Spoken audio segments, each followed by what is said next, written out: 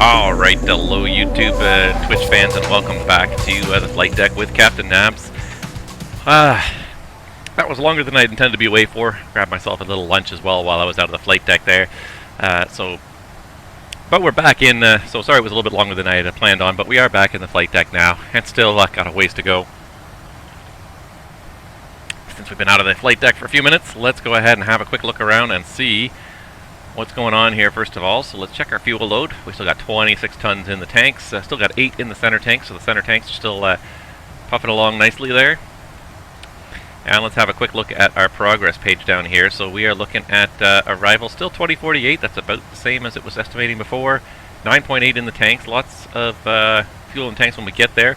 We really are just proceeding at max speed, and right now our wind's not too bad here. We got 47 knots, almost right on the nose, but it's not too bad. It's going to pick up though as we continue to head northwestbound here and get a little bit closer to our destination. So unfortunately there's not too much we can do about it. We are more or less on a direct line to our destination. We are not going to get too many more turns here. So we are kind of getting there as quickly as we can, but it's just simply a question of the distance involved.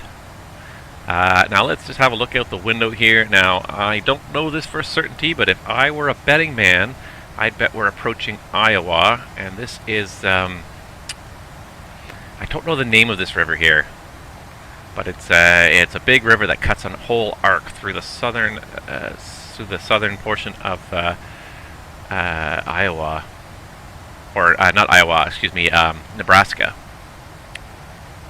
Let's see here, see if I can figure out without looking at the map. I'm just trying to get my bearings here, see if I can figure it out without the map. OBH, I believe is Warbach, O'Neill.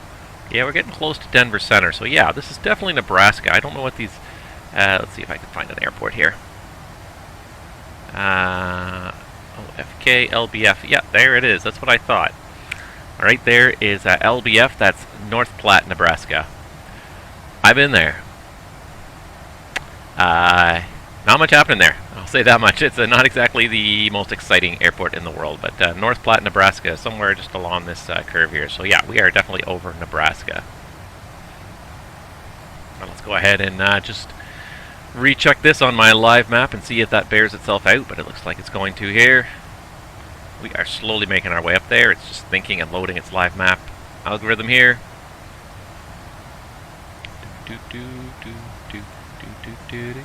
There we go. And there we are. Yep, right over Nebraska. There's Lincoln, Nebraska. North Platte, Nebraska is somewhere right about here. There it is. Yeah, and there's this giant river. I don't know what this river's called. I honestly don't. But I know it's a very prominent landmark. It just takes a very nice, gentle, slow curve across all of southern Nebraska there. I don't think we're going to get a name on it here. Does not look like we're getting a name. I don't know what the river's called, honestly. But anyways, we are slowly making our way. I'm pretty sure we've left Memphis Center now. We're probably halfway through Kansas City Center, and we're probably almost into Denver Center. If I pull up my VATSIM map as well, that should probably bear that out. If I can get it to move here. Come on, you can do it. It doesn't like something here. Hold on for a second.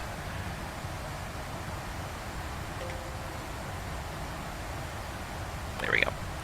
Yeah, there we are. We are still in we left Kansas City. We're actually cut just the corner of Minneapolis Center here. and we are going to be in Denver Center very soon. After that, Salt Lake and Seattle on our way up to Vancouver. So we're getting there. We're getting there. We're not getting there quickly though. We are now 17:49 and 20:48, so we now have 3 hours to go. So we are not even quite totally halfway there, but we're just about the halfway mark. I think it was about a 6-hour flight, so we're almost at the halfway mark. Woo! Let's make sure we don't see any caution light indicated up there. Nothing indicated up here that shouldn't be. Everything looks pretty normal. I don't see anything here.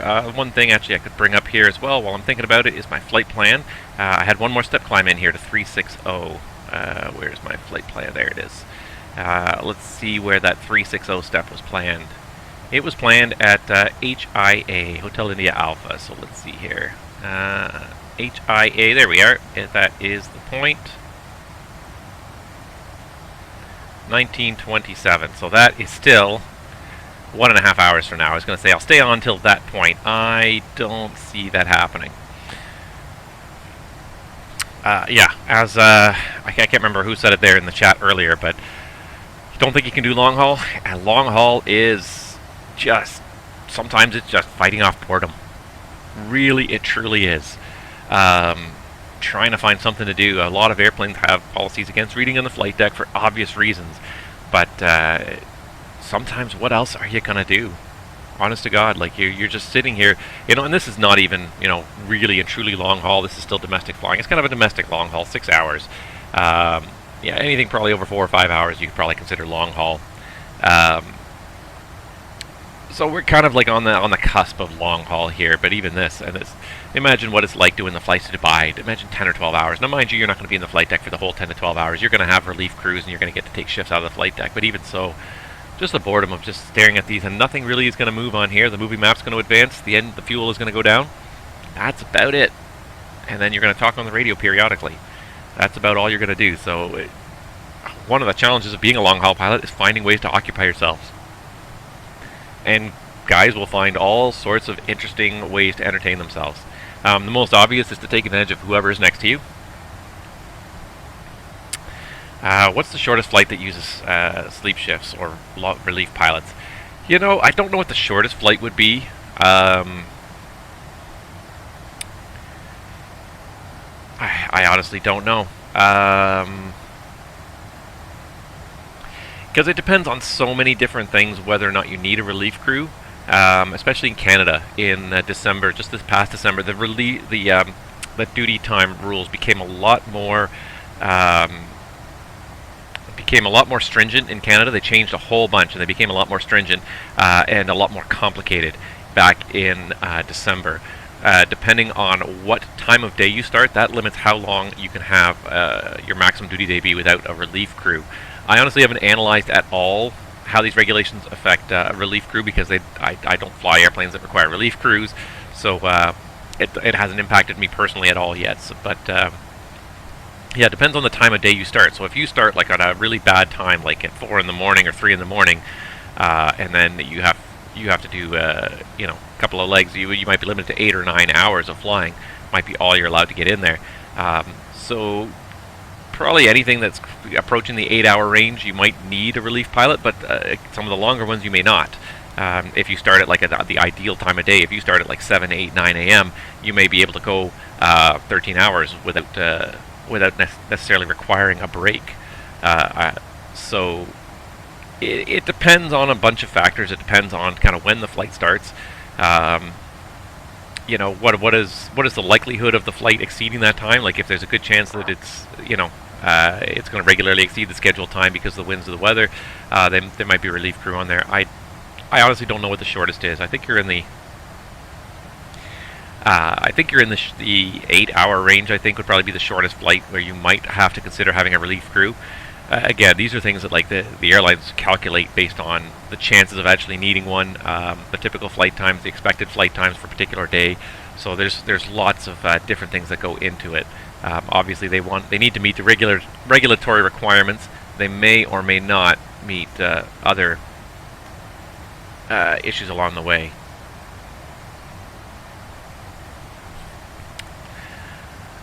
Yeah, that's fine. Don't worry about it interrupting me at this point, because I don't have too much to talk about, so I'll be happy to talk about any questions you have. But yeah, hold on one sec.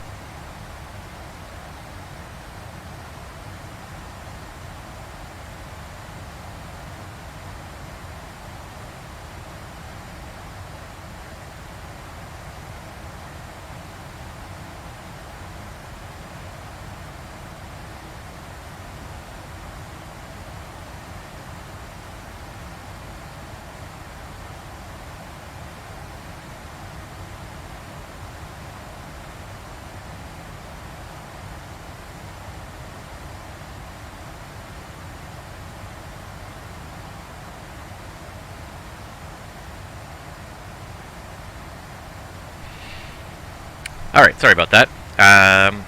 Yeah, so obviously the best thing you can do is try to find somebody you fly with that you get along with and talk to them. And you can talk about just about anything. And sometimes it just comes down to telling jokes and just trying to kill the time. I've had all sorts of various people. I've had we've just sat there telling jokes for a while. I've had sing-alongs in the flight deck, for lack of a better word. Sometimes you just, you get to someone who enjoys singing, and you end up just, singing together. Why not? Like, you got nothing else to do, whatever. Or you could have deep philosophical conversations. I've had all manner and all level of conversations with different people over the years. Some of them very deep, trying to solve the world's issues and figure out if there's better ways to do things. Sometimes it's just stupid stuff. Sometimes you're just talking about shallow, funny things just because you want to. Generally, you try to stay away from certain topics in the flight deck just because you don't always know the person you're flying with. If you know the person you're flying with well, then maybe you can talk about it. But often, the topics you want to stay away from usually are religion and politics, because those can quickly get people's backs up. People are very sensitive about these subjects, and if there's a disagreement, it can really break down the CRM in the flight deck. So oftentimes you can't have those conversations with a lot of people. It's not to say you cannot ever have them, because I have had them, and I've had them very successfully, even with people who disagreed with me. I've had plenty of political discussions in the flight deck with people who disagreed with me. And I think the key is to keep it away from the Fox News, CNN style of political discourse, where it's just a bunch of people yelling at each other and calling each other names. If you can have a respectful discourse where you respect another person's views, perhaps you disagree with them and maybe you'll try to debate an issue with them and argue it, but not in the Fox News style where everyone who disagrees with you is automatically an enemy of the state. Healthy political discourse recognizes that people disagree. Healthy political debate recognizes that people disagree. There will not always be the same opinion, and that's what makes politics great in a way, is that you can have differing opinions. Different people can bring different points of view to the table, and discuss them rationally, and try to convince people that your argument is correct through rational arguments, not through name calling, not through rhetoric, not through yelling and screaming and calling people names, as so often the case now in political conversations that quickly break down into just a bunch of name calling. But trying to make people understand the reasons why you believe what you do, perhaps, and try and convince them. And I've convinced some people over the years that to perhaps consider a different point of view. But it's a very difficult thing. Some people are extremely diehard in their point of view. Nothing you can do will change it. Anyone who doesn't agree with them is automatically an enemy, and that's a problem. And that's why you kind of have to stay away from politics. If you don't know if you can have a respectful conversation with the person you're with, then just don't go down those roads, because people can get very, very defensive, very uptight, and it can stifle all future collaboration in the flight deck. So generally we try to keep the topics pretty light. Regarding personal electronics in the flight deck, yes, generally most companies will have a rule against having personal electronics in the flight deck.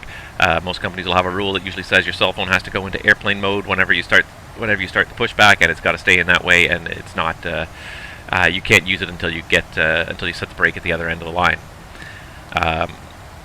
Generally, there'll be some rule along those lines. It's not always set in stone from one company to the next, but there will be some kind of ban against personal electronics, because people will just play with their phones forever and not pay attention to what's going on. And it's good in a way in that it keeps your brain alert, but the other side of it is that you're not focusing on anything that's going on around you, and they can usually suck you in so well that you don't notice what's going on.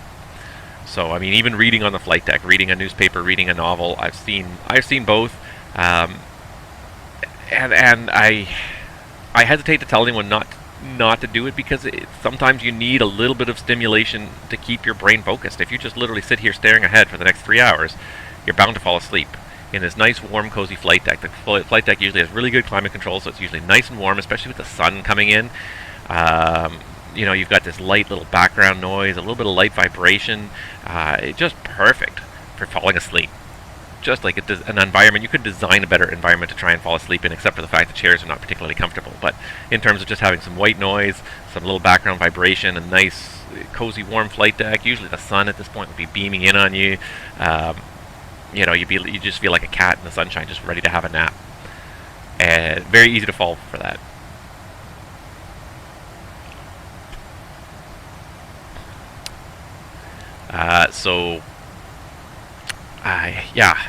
That's one of the things you could do to entertain the flight deck. I'll answer that question about the computer and the FPS in a minute. I'm just going to continue to go down my little road here of other things you could do in the flight deck to entertain yourself. Obviously, like I said, you can talk to the guy next to you. Movies and TV shows are usually a pretty safe topic. Most people are usually pretty happy about that. Or you can talk about the company, talk about your family, talk about where you work, you know, that sort of thing. Talk about what you're going to do when you get to the destination. There's all sorts of things you can talk about. So there's usually not too much of a shortage of things to talk about. Other things pilots have done in the past to entertain themselves. You know, ACARS can be a little bit of a tool. And maybe not even necessarily to entertain yourself, but to keep yourself occupied. But you can ACAR, you know, anything that happens in flight. Certainly, if you get into turbulent weather, icing conditions, anything that your dispatcher might want to be aware of for other flights, you can always keep them in the loop, talk to them about that. Some companies actually have ACAR systems that allow the airplanes to message each other. Each airplane has an actual address. A lot of times, people don't know the addresses of individual airplanes. They only know the address to send their dispatch messages to. But you can send messages to other airplanes that are up in the sky, and if you know the address of another airplane, you can send messages directly to there. So pilots have used those in the past to chat.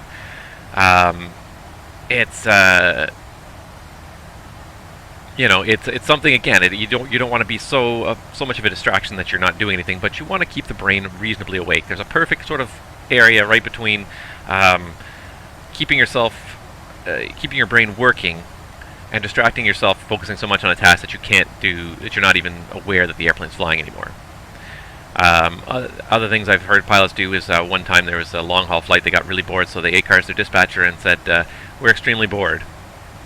And the dispatcher went onto the internet and found like a 50-question trivia quiz and just sent them all the questions. And they spent like the next hour puzzling through all these 50 questions, seeing it between the flight crew, and they even they even phoned a friend. They called some of the flight attendants to ask them if they had any answers. Spent like an hour trying to go through these quiz questions the dispatcher had sent, trying to answer them. So, you know, there's all sorts of things. You can entertain yourself by trying to tease the flight attendants. I had a captain who told me he had a new flight attendant on his flight one time. So the airplane had removable sun visors, so he grabbed their sun visor and he taped some metals. He taped something to it, taped like a stick to it, and then he gave it to the flight. Then he called the flight attendant, the lead flight attendant, and said, "Send that new girl in here." And he gave it to her, and he said, "Somebody in the back is using an electronic device. You have to walk up and down the aisles holding this thing out in front of you and see if you can detect it. You'll hear it beep when it's going off." And so, being that she was like 21 or something and fairly naive, she took the thing and went back there and dutifully started walking up and down the aisle until the captain made a PA and said that our brand new flight attendant is walking up and down the aisle carrying our sunshade. Just things you find to just entertain yourself when you're just bored for hours on end sometimes. You know, sometimes it's just nice to have the flight attendants, the cabin crew visit, sit in the flight deck. They like to get away and sit somewhere else, and it's so much nicer, warmer, and brighter up here than it is in the back of the airplane. The windows in the back are tiny, and you get all these nice big windows up here, so sometimes it's nice to come sit up here, see the view, chat with somebody different as well. It's really a chance for them to sit down, too, even if the jump seats are not very comfortable. Oftentimes, the cabin crew cannot sit at all during their flight. If the airplane is full and there's no empty seats in the airplane, then they have nowhere to sit. So sometimes it's nice to get them up here to just talk and just talk to somebody different. You know, it's nice to talk to the FO, but it's nice to get a third person into the conversation and have a different talk. You'll talk about something completely different when you get a third person added to the conversation. So tons of stuff. Tons of different ways to entertain yourself. If you're really hardcore, you can take out your company iPad and start studying some technical documents. Most companies will usually permit pilots to study the technical manuals while they're in flight because it's great. You got 6 or 8 hours to kill. I mean, you'll probably fall asleep in 10 minutes, but at least that's 10 minutes of hopefully reading and studying that you probably wouldn't have done anywhere else. You know, pilots will catch up on work. You'll often see trainers filling out paperwork during cruise legs. You know, if you fly with the management pilots, they might bring some paperwork for them to do while they're en route. I've seen all manner of stuff of people trying to keep themselves entertained, and these are only on like 2 to 3 hour flights sometimes, like 5 or 6 hour flights. I couldn't even imagine. Unfortunately, no. Since 9/11, nobody is allowed on the flight deck except for the very explicit list of people who are permitted. And there's a very explicit list of people that are permitted. Crew members are permitted, so the flight crew and the cabin crew are both permitted in the flight deck without issue. Other than that, the only other people usually permitted in the flight deck would be Transport Canada inspectors or FAA inspectors, training captains, line check captains. If they're sitting there doing your line check, there'll be someone sitting there evaluating you. Mechanics who might need to be there for to check on a system while you're en route. Or there will also be a very limited set of people who can actually ride in the jump seat just for travel's sake. If all the seats in the back are sold and they want to ride in the jump seat for a flight, usually it's limited to either flight crew members, pilots, or pilots and flight attendants from your airline and no other airline. Those would be the people that are permitted. So nobody who even works for another airline is usually permitted in the flight deck, unless there's always a caveat that if that person is integral to the safety of the flight, then you can bring them on. The case in point being the United Airlines flight that crashed in, I think it was Sioux City, Iowa. I want to say it was DC-10 or MD-11 that lost its middle engine and lost all its hydraulics. And there was a training captain from United on board in the back that day, and he came up and he basically worked the power levers while the captain and first officer were trying to fly and communicate and do everything else. So he came up and sat in the jump seat. And you would be allowed to have a person who doesn't even work for your company. This guy worked for the same company. He was deadheading on that flight. But even someone who doesn't work for your company, if there was an emergency and you could use a third set of hands in the flight deck, even if they didn't work for your company, an experienced pilot from another company, they would be allowed in for that reason. But other than that, yes, people just visiting the flight deck, sadly, in flight is not allowed anymore, ever. And I can remember that. Sky marshals do not sit in the flight deck. They would never come close to the flight deck. Sky marshals have specific seats in the back they sit in, and I'm not really allowed to talk too much about it, but they would not be in the flight deck. They will be in the back, and they'll look like any other passenger. You'll never know they're on board. You probably, if you've ever been on an airplane, there's a good chance you've been on a flight with a Sky Marshal and you never knew it.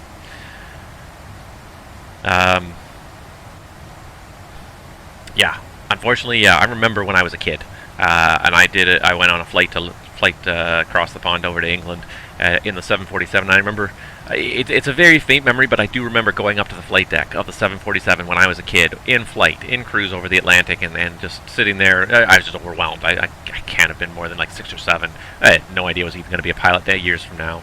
So I was totally overwhelmed. I thought it was great fun. I thought it was just super cool. Don't remember too much about it. But yes, you can't do that anymore.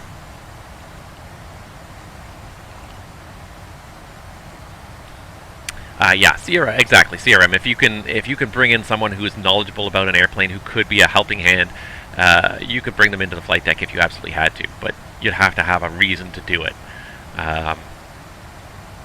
Otherwise, yeah, that door stays locked all flight long unless someone needs to come in and out, use the bathroom or anything, or get a meal, and that's about it. But it stays locked pretty much for the entire flight now. It's a bit sad. It's a bit sad, this world we live in, because I feel like that takes away a little bit of the magic of flying, and kids don't see what a fun, interesting job it is, because the door is locked all the time. You have no idea what goes on up there. You can glance in it when you're walking by on the way to your seat, when you're boarding the airplane, getting off the airplane, and that's it. Otherwise, you never see what happens in the flight deck. You never see it in flight. So it's a little bit of a shame. But at the same time, like nowadays with the technology and computers people have in their pockets, what's in the average airplane no longer seems particularly amazing or intriguing. You know, there was a time when all this was really neat and cool and you know, kind of cutting edge, but the technology that people just have in the phone in their pocket nowadays is phenomenal. So this is all this, you know, it's a lot less impressive now, I think, than it used to be. People's sort of expectations of what happens, I think, have gone way up. Or maybe it's just because airplanes and flying are so commonplace. You know what's going on kind of somewhat behind the flight deck door now. You have some sense of it anyways.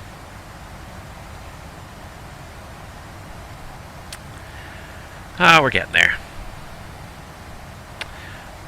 So we're gonna start entering into the mountains pretty soon here, which kind of segues me into my next topic, which is, of course, what we were doing yesterday on VATSIM, which was that me and a friend of mine, we went yesterday and we did the Denver Center poker run over here in, so just off to the southwest here, somewhere probably about 100 or so miles is Denver. And yeah, we did the poker run in Denver, and it was great fun. We didn't even finish it. And I didn't end up getting a very good hand. I have my list of cards here. I got a 3 of spades, a 5 of hearts, an ace of diamonds, and a king of spades. I got 4 cards by the time all was said and done. So I didn't even get a full hand, and I definitely didn't even get anything. Didn't even get a pair, so I did not win. But nevertheless, you're a winner for participating. And that's that to me, that's really kind of the reason to participate. It was really fun. So for those of you that... Oh, hey, Brad, you're watching too, and you got the king. I heard you taking off from... I think I heard you taking off from Eagle when you were on your way down to Aspen. I was just taxiing. I think I was just landing at Eagle when you were taking off. But, well, okay. I beat somebody. I didn't get a very good hand, though, yeah. It was... I didn't have enough time to get all 5 cards, and it was a particularly good hand. But it's all about the fun, and it was tons of fun. So if anybody's watching doesn't know what a poker run is, basically you grab a whole bunch of airports that are kind of close together, and basically every airport that you land at, you get a card. You get a random card, and then you have to put together all your cards and try and make the best poker hand you have. And whichever pilot comes up with the best hand at the end of the day is the winner. So it's something that's done in the real world. This is actually not just done online. This is done in the real world. It's been done for years in the real world for people who have little GA airplanes. They'll have 4 or 5 airports, maybe 5 or 6 airports in a region. And you have to stop at each airport and walk into the airport terminal and get your card from somebody sitting at the airport, and then get back in your airplane and fly to the next airport. So there'll be literally an all-day event. And then at the end, everyone meets at one of the airports at the end of the day, and everyone compares their cards, and whoever has the best cards wins some prizes, or the best couple of hands will win some prizes. So that's what they did yesterday in Denver. There was 6 airports participating, and they had, on VATSIM, they had a control tower at each one. They had a control tower, and most of them also had a ground controller. It was Grand Junction, Aspen, Eagle, I think it's Rocky Mountain Executive, Colorado Springs, and Pueblo. So avoid the big airports, but 6 smaller towered airports, which is great, and it's beautiful scenery too. So it encourages you to go VFR, and you know, you don't have to cover a whole lot of ground. None of the airports were more. The farthest leg was like about 75 miles.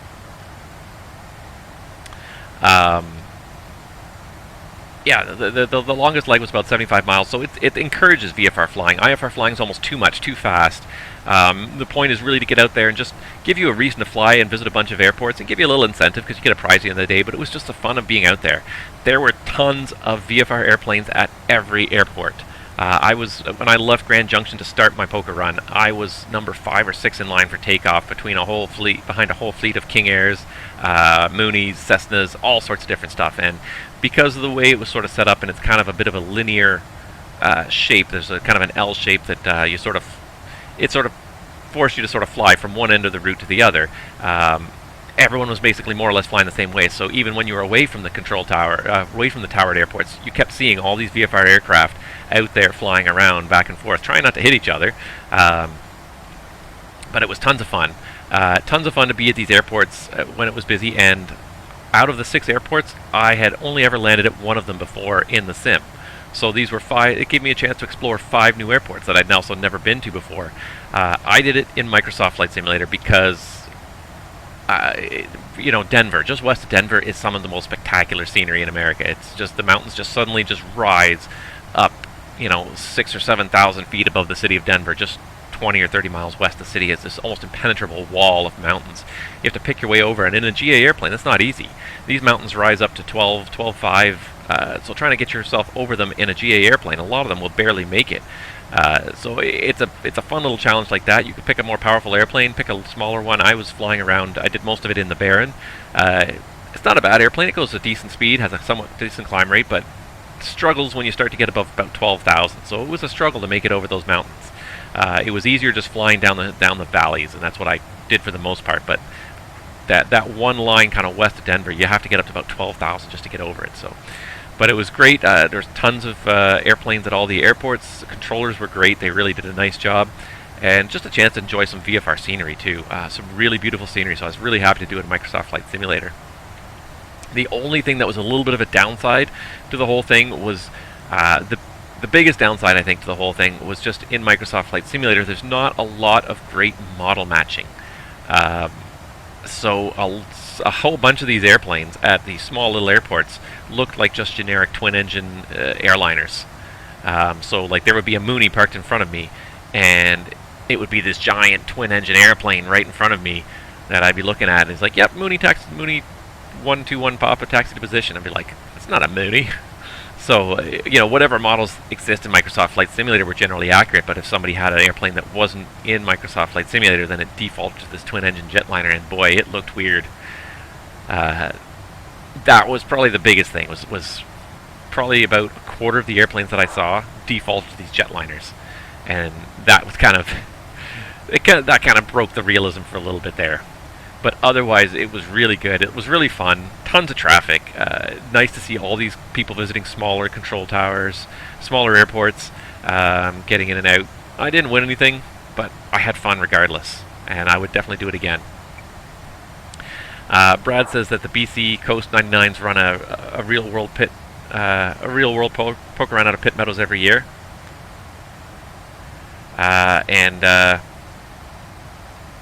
yeah, I know that the Buttonville Flying Club used to do one at least once a year as well. Yeah, sorry, that's true. I forgot about that question.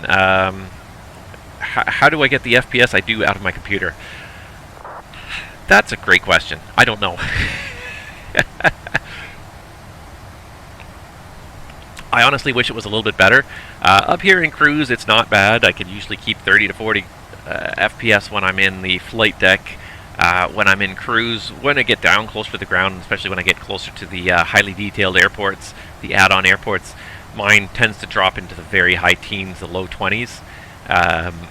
So it's not spectacular performance. In terms of how I get this performance, some of it's just playing with settings. I've gone in and I've played with various settings in the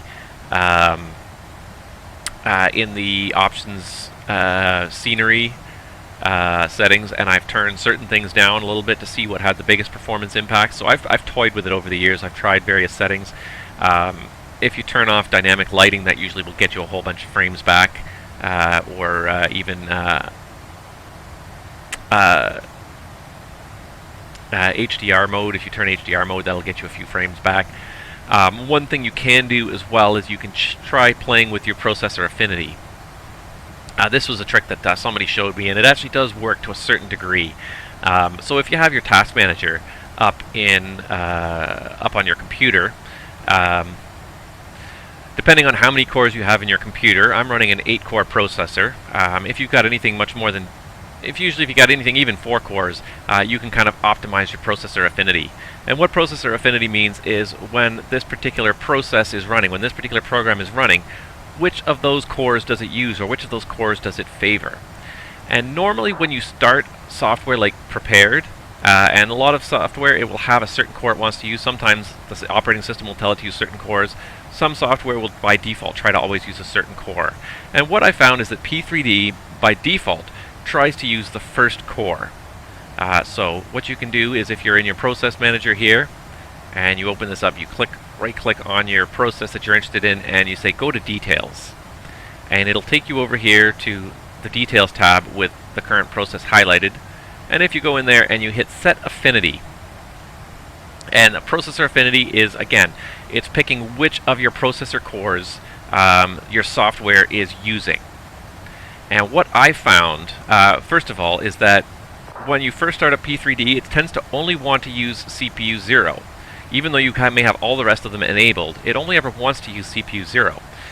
So what I found was that if I took off CPU 0, so it would start out like this, with all processors highlighted. What I found is if you would take off CPU 0, hit OK, and then come back in and turn on CPU 0, that would, by turning off CPU 0 for a period of time, it would immediately force the distribution of the load on all the rest of the processors, and it would share the load much more evenly across all the processors. So I found that it would do that.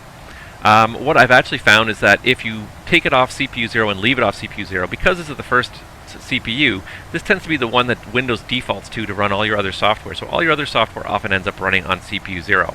So what I've found personally, at least for my system, is that if I displace P3D itself off of CPU 0, I find that usually gets me about a 10% increase in frame rate. So if I put it back on here, and I'm not sure if it's going to work now because it's been off for a while, but let's. I've got about 27, 28 frames per second now running on that first core. If I take it off the first core and just let it run on the second through the 8th, 1, 2, 3, 4, 5, 6, 7 there, I usually find that gains me about 3 to 5 frames per second. It's not much, but it's an increase of about 10%. So I find that it works almost every time at bumping it up, and it's a little bit anecdotal. It's not. I haven't done crazy benchmarking, but behind my overlay, I do have a frame rate monitor always running in the background, and yeah, I find I get about 10% extra frames just by doing that. So that's something you can do: is take your prepared off the first core and get it to run on all the rest. Because I find that if it tries to run on the first core, it prioritizes the first core, and then it then it tends to share that first core with a lot of other tasks, which tends to bog it down. So I find move it off the first core tends to work best for me, anyways, on my system. So you can play with that to see if that helps your performance at all. I've definitely found that was one of the best things I could do to increase my performance. Other things that you could do to maximize your performance: make sure you don't have anything extra running on your computer that you don't need. There's a lot of stuff that often starts up with Windows, and some of it is system services that is necessary for your computer to run. But sometimes a lot of software you'll install will just always be running in the background, ready for you to use it when you want it. So it's ready to go anytime you want it, but it's not necessarily something you need to have running all the time. Case in point, things like Steam or Epic Game Store. When you run a game on there, it runs the Steam client as well as the game. When you shut down the game, the Steam client is usually still running there in the background, waiting for you to run your next game, using up a little bit of processor power. Not much, but you start add up a lot of those things that run in the background. That will definitely start to add to your processor usage over time. Something else you can do that will probably actually help you a lot, and I just thought of it as well, when you're running flight simulators. Flight simulators, they're using a lot of information on your computer at the same time.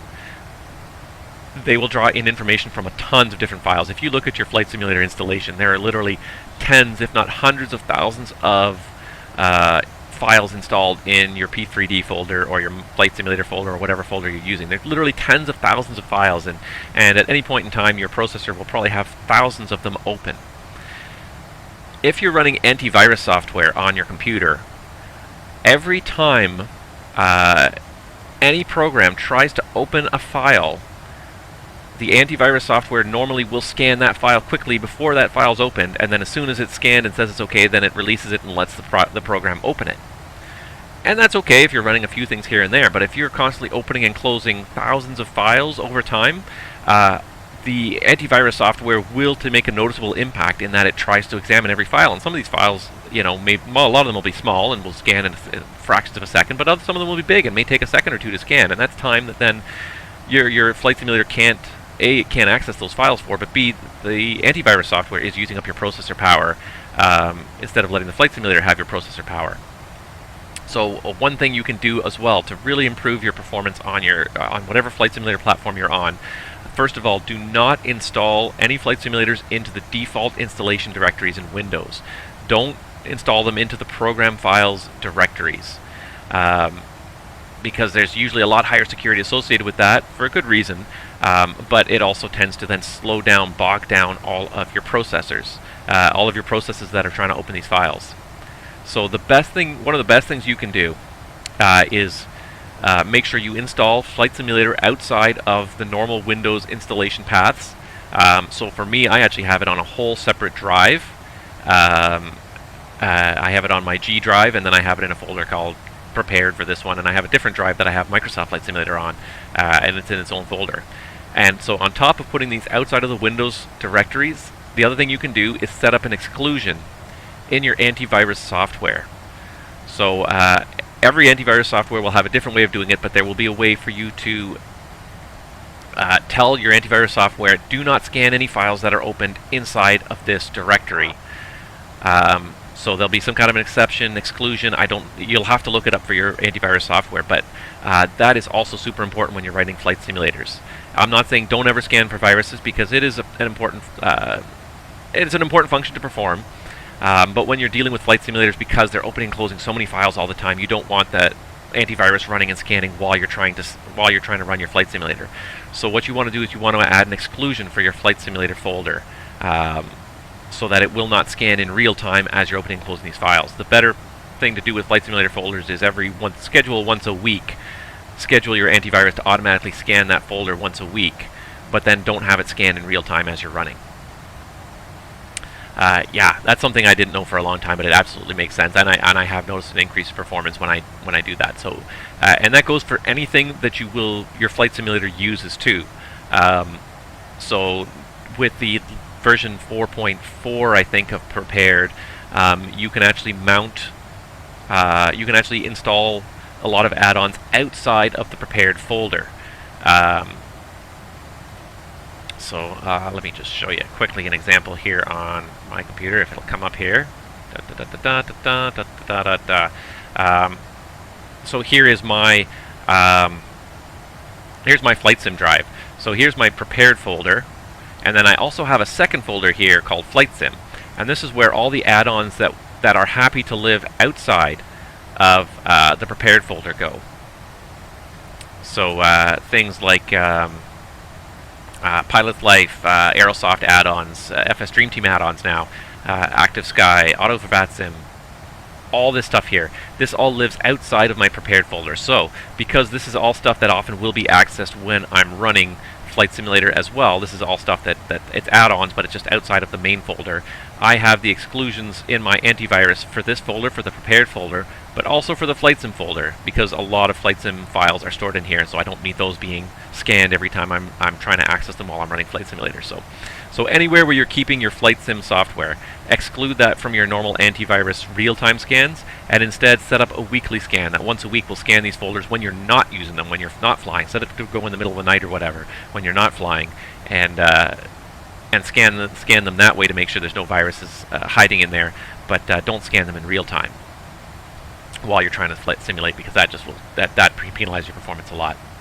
Other than that, I don't have any really big tips and tricks that I use. I've just tweaked it. I've just played with things. I've turned down the auto gen settings a little bit. I've sat at airports and I've just watched the frame rate, and I've played with different settings, and I've sort of found a happy medium that keeps me happy, that I think has enough detail, auto gen detail, level of detail with the scenery without sacrificing too much frame rate. Unfortunately, when I get closer to the bigger airports, it will drop noticeably, and you probably don't notice it so much in the stream because I think the codec smooths the animations a little bit, but it is noticeable when it drops into the high teens as I approach the airports, and I'm a little disappointed with that, but I really don't want to lose too much more detail than what I've got.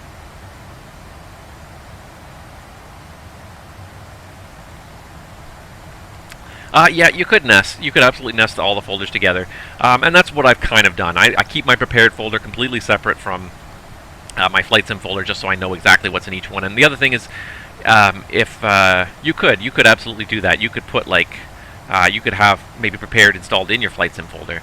The only reason why I don't want to put anything else into the Prepared folder is when I do have to uninstall and reinstall Prepared, I don't want to lose all the data out of my Flight Sim folder as well. So that's why I kind of keep the two a little bit separate. But they are somewhat organized in that way.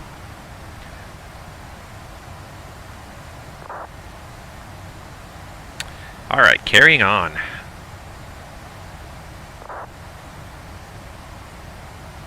How are we doing here now? We are now, let's see here, we are less than 2 hours from our top of descent point, and yeah, an hour and 20 minutes from our arrival.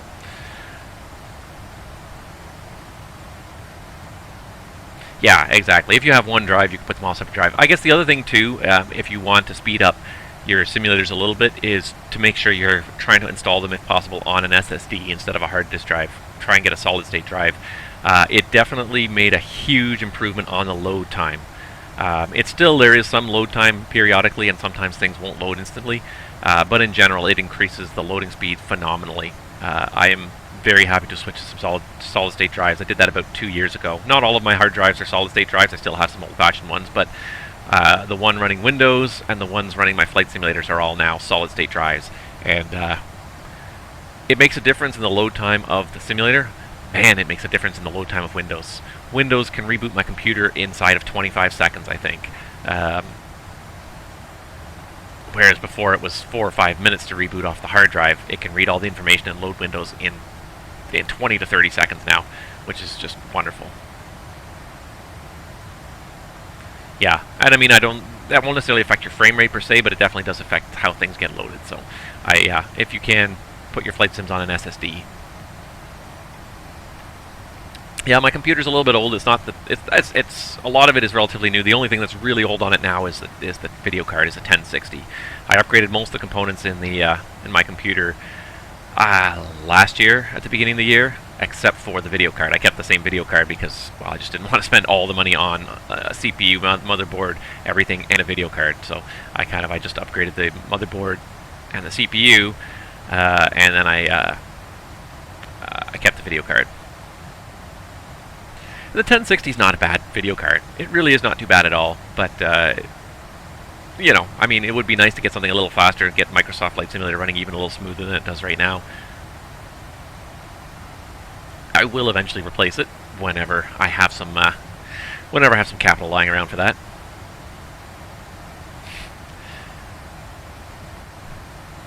One thing I'll say about Microsoft Flight Simulator is they did do a pretty good job of kind of tweaking it for both the high-end and the low-end systems. You know, you can turn the level of detail quite far down. It still has quite a nice look to it.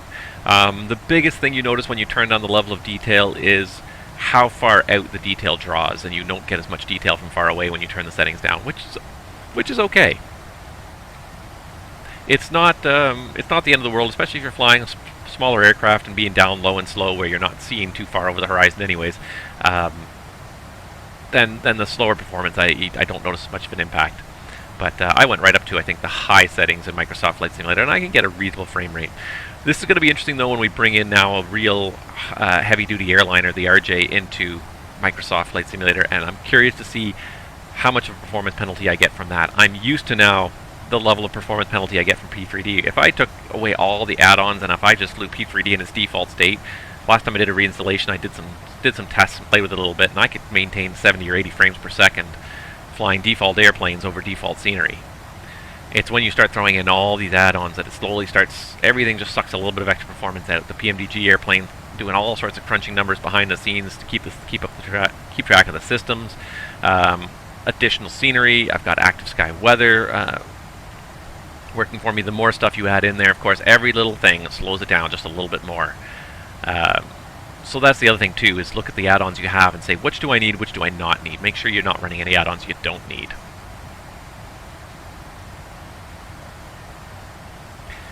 A 3080. Mr. Moneybags over here. I don't even know what I would upgrade to at this point. It's not even on my radar. I have no budget at this point.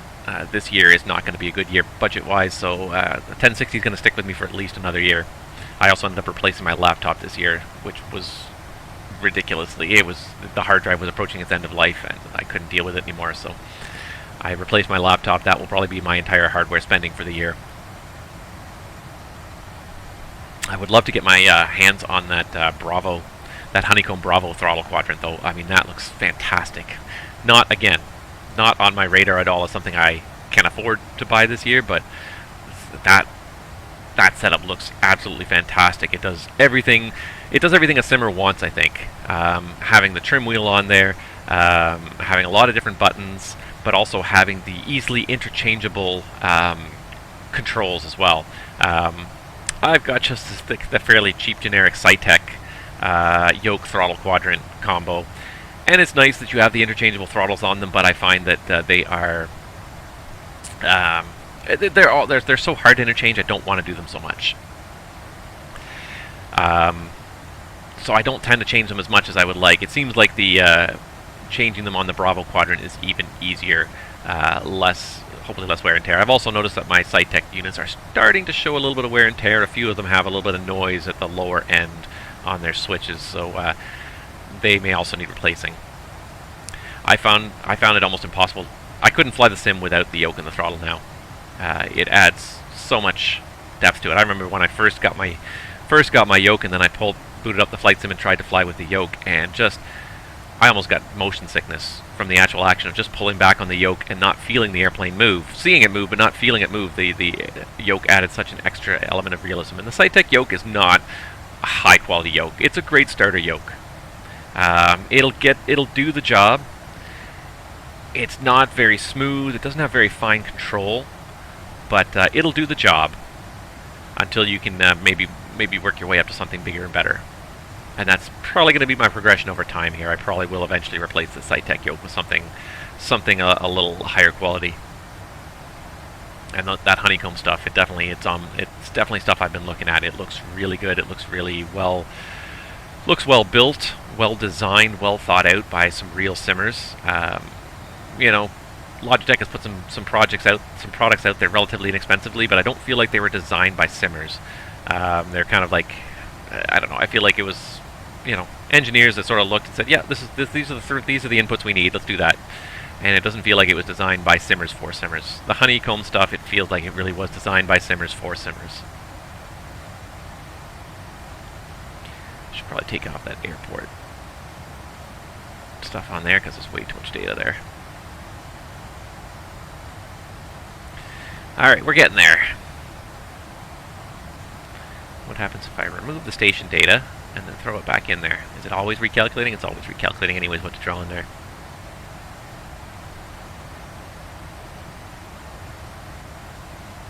Okay, well, at least if you got a flight stick, at least it's something. Yeah, it's better than nothing. You got the Airbus style control. I mean, that's better than nothing. At least having some kind of an input device like that. I did try flying a little bit with a keyboard for a little while, and I very quickly came to the conclusion that it was not going to be sufficient. I was not going to be happy flying with the keyboard trying to control pitch and roll, or using even the mouse to try and control pitch and roll. Just didn't feel at all intuitive.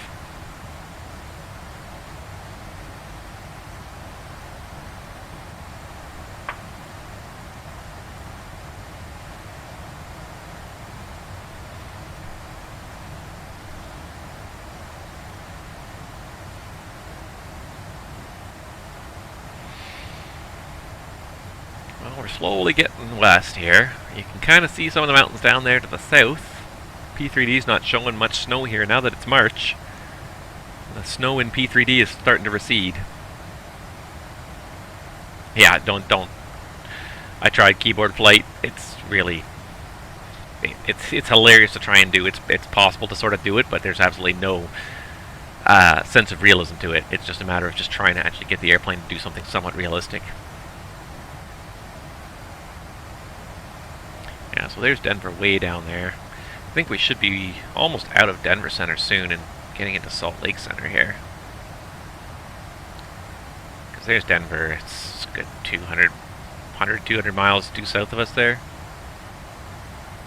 We're over Wyoming already. We're getting there. We're getting there. At least we're going to make it. When I first started looking at this flight, I ran some calculations in the sim brief, and we were not going to have enough fuel to even do it. 2 weeks ago, the headwind was so strong along much of the route that we would not have enough fuel to make it even to the destination, even with no alternate. The fuel requirement was so high for this flight.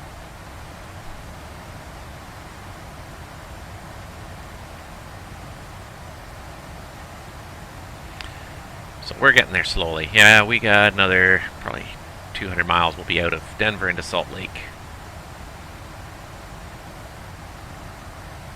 We are on our way to Vancouver. That is where we're going. We're on our way to Vancouver. Our alternate is Comox today.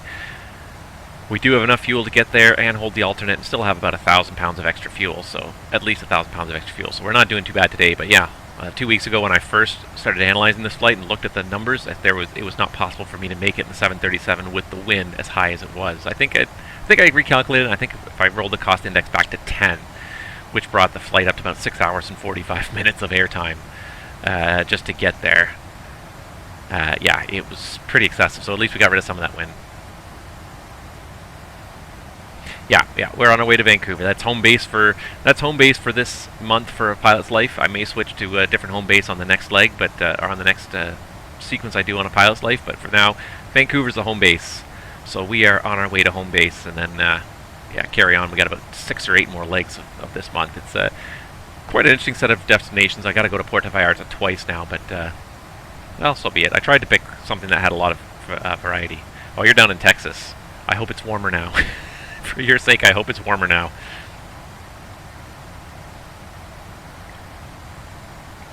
That was wild how cold it got in Texas. It was way warmer in Canada than it was down in Texas.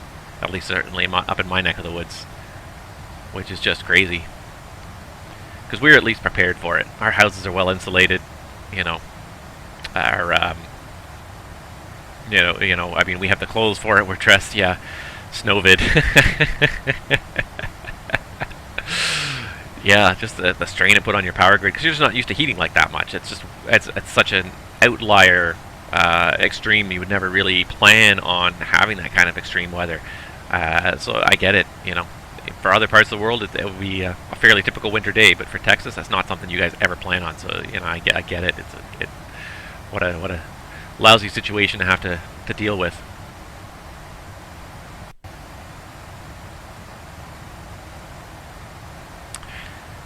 Anyways. Yeah, get together and burn stuff out in the lawn just to keep warm. Yeah, you know, here I wouldn't bat an eyelid at minus 20. I might not go out to spend too much time outside, but certainly I wouldn't have to consider abandoning my home. But again, you know, living up in Canada, the houses are built for a certain climate, and they have a certain amount of insulation. Mine's a bit of an older house. Nowadays, the houses have almost twice as much insulation as my house has, and yeah. It's funny, I compared it to, I went to my father's house and the one year, and he's like, yeah, our furnace hasn't been on yet. And I think it was October. I'm like, yeah, my furnace has been running for like 3 weeks already, because you know, when you get a thicker layer of insulation, the house retains the heat that much longer. You get a little bit of warm sunshine in there, you don't need the furnace. But yeah, glad the weather has normalized for you guys at least. Alright, I think I'm going to take another little break here. I've been chatting for another hour. Again, my voice is getting a little sore, and I'm sort of running a little bit out of things to talk about. Yeah, changes are going to be made. You know what? I mean, that sometimes it takes a disaster, unfortunately, to instigate these changes. There was something similar that happened in Eastern Canada 20 years ago.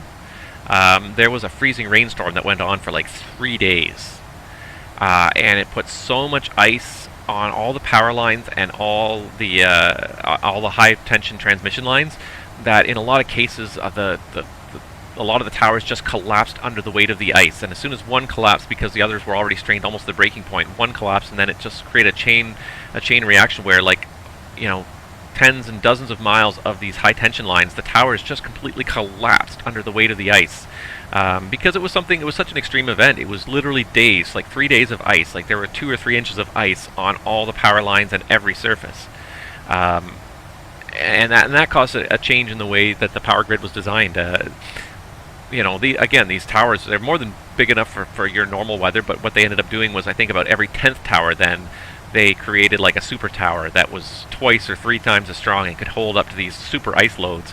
And so, because what ended up happening was it was just a chain reaction. As soon as one fell, it put just that much extra tension on the next one, that the next one fell, and then it pulled the one down after that, and it just created a chain reaction that went on for miles. And literally, hundreds of these towers collapsed all in one go because they all just were almost at the breaking point, and one little extra bit of tension pulled them over the breaking point. So now they've got, every so often, they've got these extra reinforced towers that won't collapse. So if the same thing was to happen again, you know, a couple of them in a row might collapse, but not the whole grid will collapse, which is, yeah.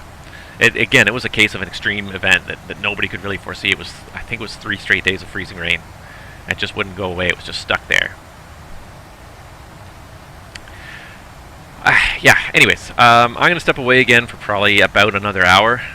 Pick it up here just as we're starting to get ready to set up for our top of descent into Vancouver. Assuming no other ATC comes online. If something comes online, we'll step back on the flight deck and deal with it. But otherwise, I'm going to give my voice a little break here. Go recharge my senses, find something else to talk about. And I will see you guys all in about 1 more hour. So I guess that's going to put us at about 1945 Zulu. So I will see you guys all then. In the meantime, thanks for watching, and we'll see you guys all real soon.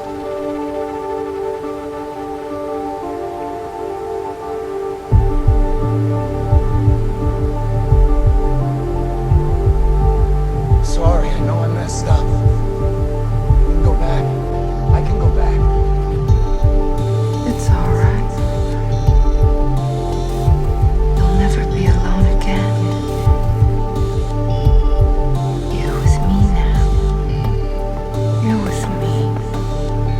I have such wonderful, wonderful things to show you. I see those eyes in my isolation, dividing lines drawn across the gray. Feel the driving winds coming over us.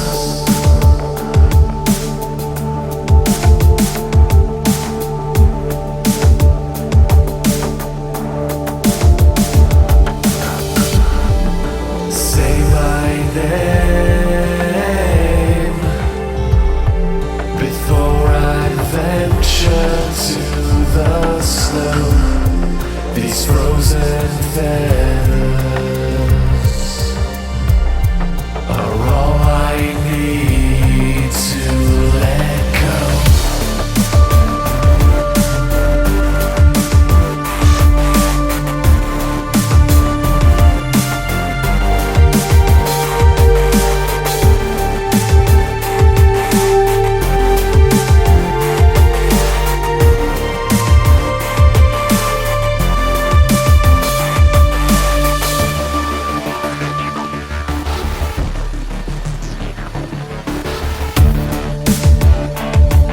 To be this close, to stand so far,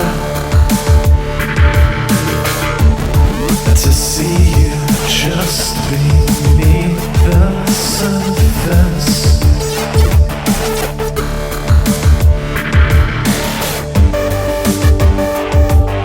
To keep the faith alive.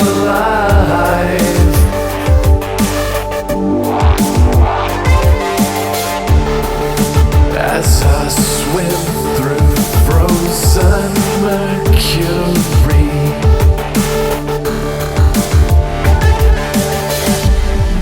say my name before I venture to the snow. These frozen feathers are all I need to let go.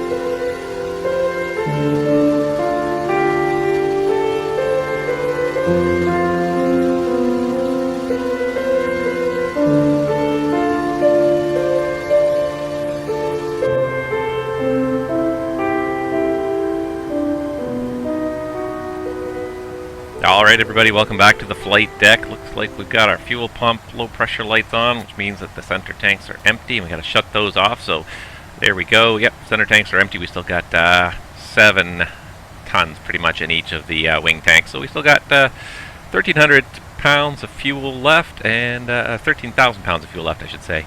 And that should be enough to get us the final little hump over to our destination here.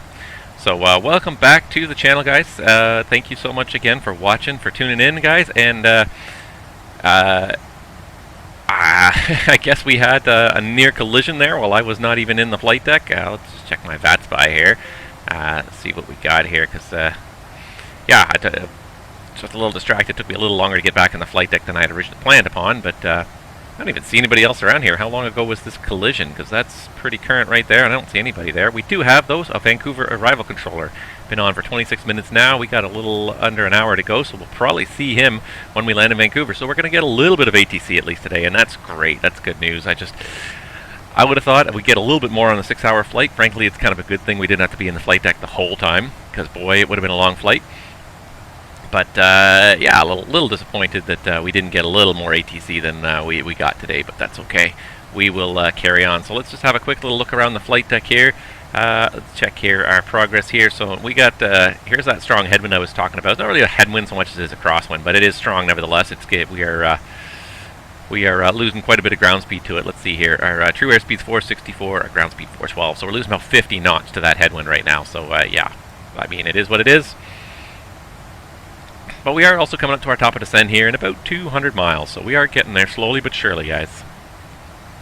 In the meantime, just a quick check it. We are showing 9.8 over Vancouver for the fuel, which is plenty to get to our alternate 2050 Zulu. So about just a little under an hour from now, we should be landing in Vancouver, all else being equal. So hopefully we'll start down before too long and start to get some of that wind away from us. In the meantime, we could do a step climb. Let's see here.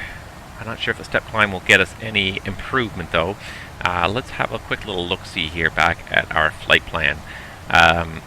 Usually, as you start to go up, you start to lose a little bit of true airspeed. The reason why the airlines like the step climbs is because the higher you go, the less fuel you burn.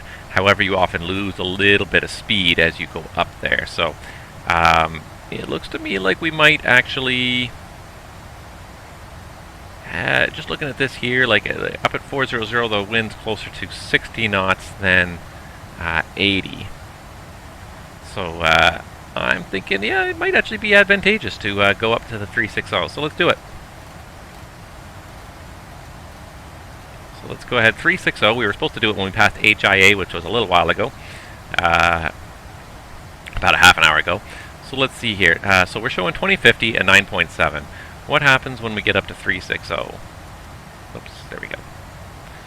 So she'll throttle up, we'll start climbing to 360, and I'm just curious to see if it's going to be, we're going to lose our wind here, 219 and 89 knots. So let's see what happens when we get up to 360, if we've hopefully lost a little bit of that headwind.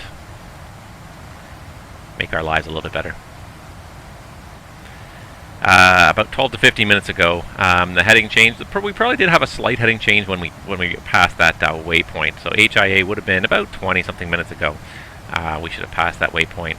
The other thing that might have caused something to look like a turn is just if we started to adjust our crab into the wind. If we got a bit of a sudden wind shift, then we may have had to make a turn to correct for it. Usually those turns are so gentle and subtle that you don't ever really notice it, but it's possible it could have been a little more abrupt if there was an abrupt wind change in the sim. So let's see here. There was a little bit of a didn't mean to zoom out that far, but it looks like there was a bit of a heading change back here at our last fix. Not much, a little bit, 5 degrees maybe. Nothing too substantial. And no, the autopilot will never change course for collision. If you ever get a TCAS, ACAS, RA resolution advisory, the only way to do it is by taking the autopilot off. The autopilot will never fly a TCAS resolution advisory. You have to fly it. You're actually required.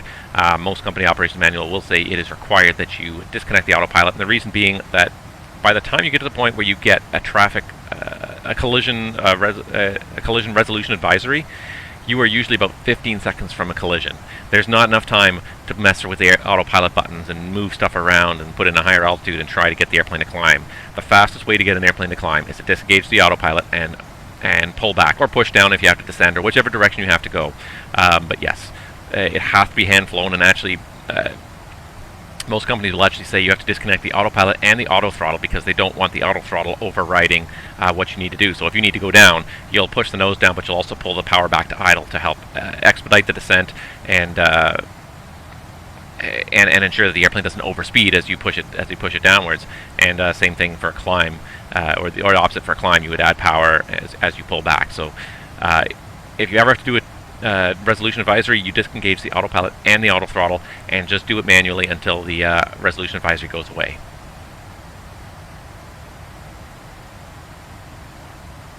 That's weird that there was no, the TCAS warning did not go off. I'm going to have to go back now after this stream is done and see if I can spot that airplane going by. The whole thing is being recorded on Twitch, so I'll be able to go back and watch it again. Okay, so it looks like we did make a good decision here. We lost about 10 knots off the wind here. Maybe not quite 10 knots, 8 knots. We did gain 7 or 8 knots there. Didn't really make too much of a difference at the end of the day to the speed or the time. So we did gain a little bit of extra speed. We lost a little bit of headwind, so we're going to be a little bit more efficient being up here at 360. And sometimes you just don't know when you're doing these altitude changes. The resolution of these wind forecasts is usually not fine enough for you to be able to really pick them out. As you can see, they're only about every 4,000 feet. So trying to decide whether going up 2,000 feet or not is worth it, that's a really challenging thing to do. You often don't know if it's really worth the maneuver or not until you get there. And that's just the way it is. The overall quality of the wind forecast is pretty good, but in terms of being at any one precise point, it's not going to be particularly accurate per se. The averages are going to be fairly accurate overall, but yeah, it's hard to predict down to like every single flight level what exactly it's going to be. It's more of it's best to think of it more as like a ballpark figure of roughly what you're expecting. All right. Anyways, we got all that done. I feel like I was about to look something up and then I totally got distracted. As happens so often in the flight deck. Distracted by something else altogether. What was it that I was going to look up? I don't even remember. Also, why did this thing level off like 100 feet shy? Oh, because I had put 359 in there. So we'll go ahead and give it 360. I put 359, I hit the altitude intervention button, so it armed itself to climb to 359. Give it a second here, it'll finish its climb to 360.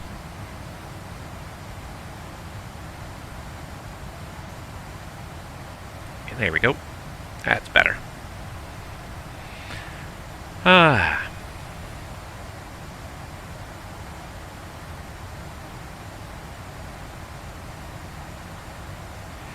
Long-haul over water, no. You wouldn't necessarily be given a block. You're normally expected to maintain your altitude. A resolution advisory in an overwater environment would be a much more critical, not necessarily an overwater, but a non-radar environment would be more critical because you don't necessarily know. The controllers won't necessarily know or be able to tell you about converging traffic. The thing, though, when you think about it, though, is in the long-haul oceanic environment, there's also not a whole lot of climbs and descents going on. So mostly everyone is kind of just level, cruising along, going in the same direction. You may get the occasional step climb, but generally it's nothing, you're not getting too many climbs. One of the best things you can do if you want to make sure that you're not going to accidentally get these resolution advisories, and this is true anywhere, is to keep your vertical speed low. The target is to be less than 1,000 feet per minute for at least the last 1,000 feet of your climb. So when you're climbing, let's say you're doing a step climb from 340 to 360, once you get through 350, and you're climbing that last 1,000 feet up to 360, you want to be climbing at 1,000 feet per minute or less. If you're doing 1,000 feet per minute or less, even if someone's right over your head at 370, you're not going to be climbing at a fast enough rate that the TCAS systems are going to set each other off. Generally, the TCAS systems, they are looking for conflicts in the next 15 to 30 seconds. So if you're climbing at 1,000 feet per minute, it'll take you 60 seconds just to cover that distance. So even if you overshoot slightly, it's still calculating and saying, yes, there's a risk potential here, but it's not enough for resolution advisory. Resolution advisories usually come in at like 15 to 40 seconds to impact. So as long as you're climbing at less than 1,000 feet per minute, you'll never be closer than 1 minute away from that other airplane. So there's a little tip for you. It's not usually such a critical thing in the en route airspace because the climbs often happen a lot slower because you're doing it at cruise speed. It's the TCAS RAs are more likely to happen usually in the lower levels where people are climbing faster, shortly after departure or arrivals where things are happening and people are going up and down more. Once you're established in the level cruise environment, especially because there's nobody really climbing and descending in the oceanic airspace, everyone's just straight level cruising along for 8 hours. You're not going to get too many TCAS RAs in that area. But if there is a TCAS RA, then you respond to it because it's designed to keep you safe, safer than radar per se. So if you ever do get an RA, the RA gets the top priority. You always respond to an RA when you get it, regardless of what your clearance is.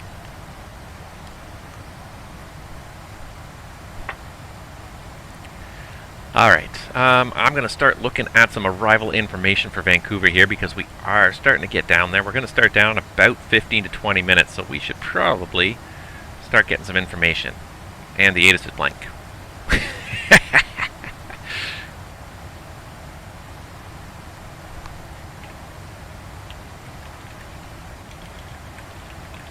just going to send a message to the controller, just telling him that his ATIS is blank. It literally just says CYVR ATIS, and that's all it says. So.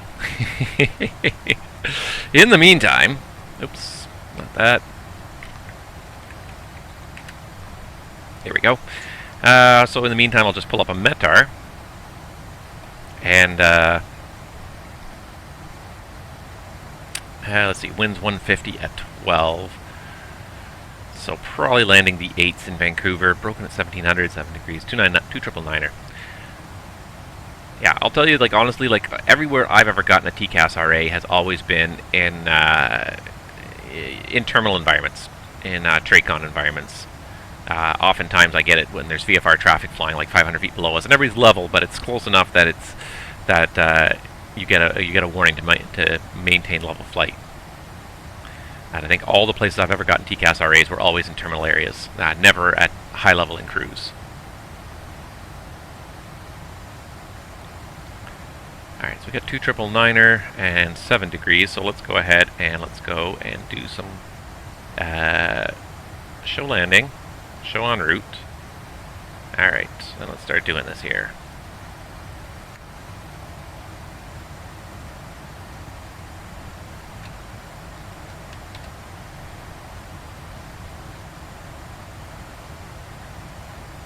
There we go. So now we got Vancouver International Information Alpha, weather 1900 Zulu, 20 miles, broken 1700, overcast 4500, 29er. IFR approaches ILS or RNAV, runway 8 left and ILS 8 right. Alright, so yeah, so 8 left and 8 right. So let's plan on 8 left.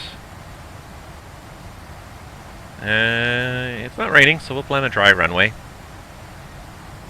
We'll plan on a no-wind situation. 7 degrees. And 29, can I enter 2999 or will that not? No. Pressure's too high. Yeah, no, you gotta put the decimal in there. Okay. Which I know it obviously changes the value, but a lot of systems will automatically assume the decimal, where the decimal needs to be if you don't put it in there. Okay, let's say if I do a no reverse credit, flap 15, no, let's do flaps 30. Air conditioning on, I'm gonna say anti-ice off. Broken 1700, you know what, let's do anti-ice engines. And let's do brakes, auto brake 2, non-normal, there is none at this time. And, okay, so before I forget, because I often do, I'm just going to put auto brake 2 up there. And let's go ahead and find out our landing weight here on the init page. 134.4 is the expected landing weight, so... Oops. 134,400. Calculate. 148, we need 7,200 feet without any reverse thrust, and we got 9,900 feet available, so we're going to be okay. Alright, and let's see if this agrees. 143 for the flap 30 VREF, which plus 5 would equal 148, so that all agrees, that jives, good.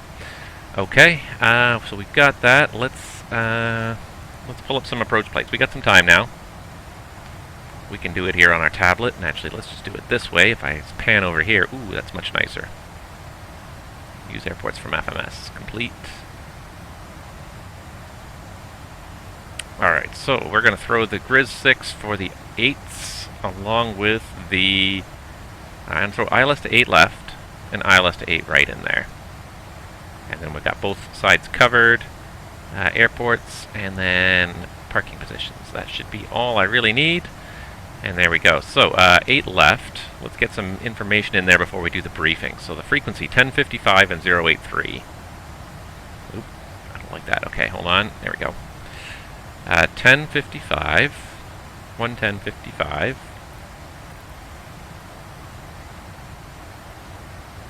Same thing on the number 2 side. So you get 1055 and 1055 and then 083.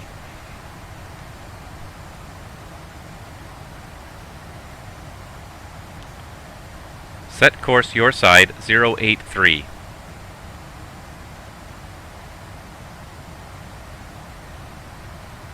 Set course on your side 83. There we go, he started doing it. Haha, I win. Course 83 set. Checked. Alright, we got that. The other thing we're going to need are the minimums to set here, which is 213 for the straight in ILS with all the lights on. So, minimums 213. That was easy enough to set. Not like we're going to Denver and have to set 5,000 feet. Okay, and that's about it. Alright, give me 1 second here.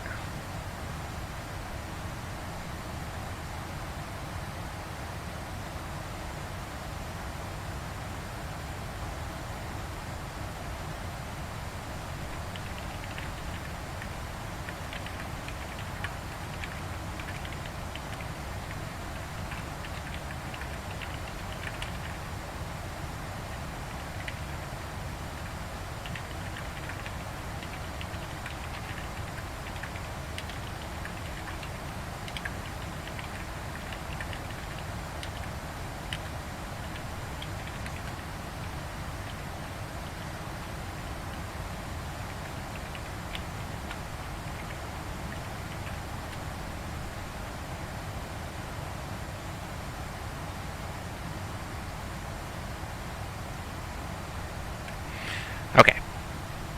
I remember what I had wanted to look up on my other screen. Alright, let's see here. So I think we got everything we need in there now. So I think... Are you ready for the approach briefing? Ready. Alright, and I'm just going to pause my track IR there as well so it doesn't move too much while I'm doing this. Okay, so... first of all, the approach speeds are in, the landing distance is checked. We are going to be doing the Grizz 6 RNAV arrival into Vancouver. METOW transition. This is on plate 10-2 Echo and effective on the 21st of September of 2018. Airport elevations down at 13 feet, transition level 180. Safe altitude for 100 miles is 12,800. Lots of high terrain, obviously, in this area. So we're going to join, we already passed over METOW. After METOW we go to ILSA, PTSI at or above 14,000. Then we do egret at 280 knots between 10 and 12,000, 280 between 10 and 12. Continue over to TATGO at or above 10. The Vancouver VOR at or above 8, and then continue over to NACMA at or above 3,000 feet and max 210 knots.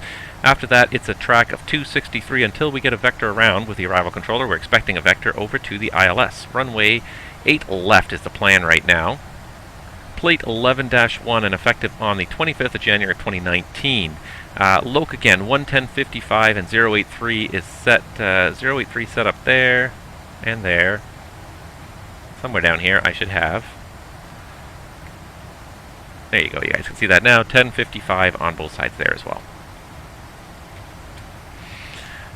The glide slope check height at VATSIM, 1290, it's in there. The ILSDA, again, we set 213, and we did set that. I would look over now and check it, just to make sure. 213, it's a little hard to see, but it is in there. Touchdown zone's at 13 feet. And you can check and see the landing altitude in the corner here is 0, which is the closest you're going to get since it rounds to 50 feet. Missed approach is climb to heading of 420. on a heading of 083 straight ahead at 420 feet. Then we do a climbing left turn to 3500 on a heading of 051 and inbound on the Pit Meadows 264 radial to the Pit Meadows VOR. So straight ahead to 420, then a left turn 051, intercept 084 to YPK and hold at YPK at 3500. Sector altitude, the highest is actually northwest of the field. North and northeast of the northwest and northeast of the field are both the highest terrain. So the south and west is the is Vancouver Sound, where you'd have the lowest terrain if you had an emergency and you had to try and avoid terrain. Radar RNAV required, safe altitude 200 miles is 12,800. Procedure turn not authorized. Simultaneous approach is authorized with 8 right, and localizer reliable only within 10 degrees of the center line. Let's see here, Pappies. So we got first of all, we got a 3-degree glide slope all the way down to the runway. We got Pappies and ALS of 2 lighting. So it should be no problem to spot the runway. Anyways, it's daytime, 1,700 foot overcast. I don't expect it's going to be a problem. But the minimums for this approach are an RVR of 2,600 or a 1/2 mile. Once we land on runway 08 left, this one here, it's going to be a convenient right turn off the runway, and I'm going to have to pick a gate in a few minutes here. So it's going to be a convenient right turn off the runway.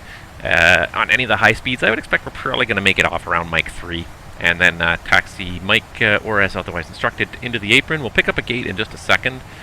Before I do that, terrain again, lots of high terrain, especially to the north of the field, so if there's any concerns, we deviate south. Weather is overcast, or broken at 1700, more than sufficient for doing this approach. Operational, let's go check the NOTAMs. Make sure there's nothing relevant in here. Alright, NOTAMs.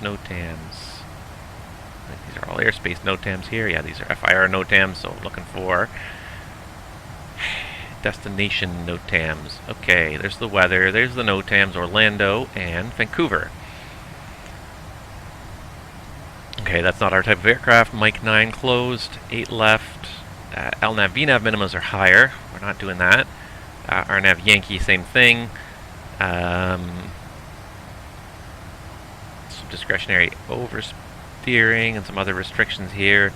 Probably don't apply to a 737 really. Aircraft taxi by Magna, there's taxi or tow behind aircraft. Okay, that's not going to really affect us too much.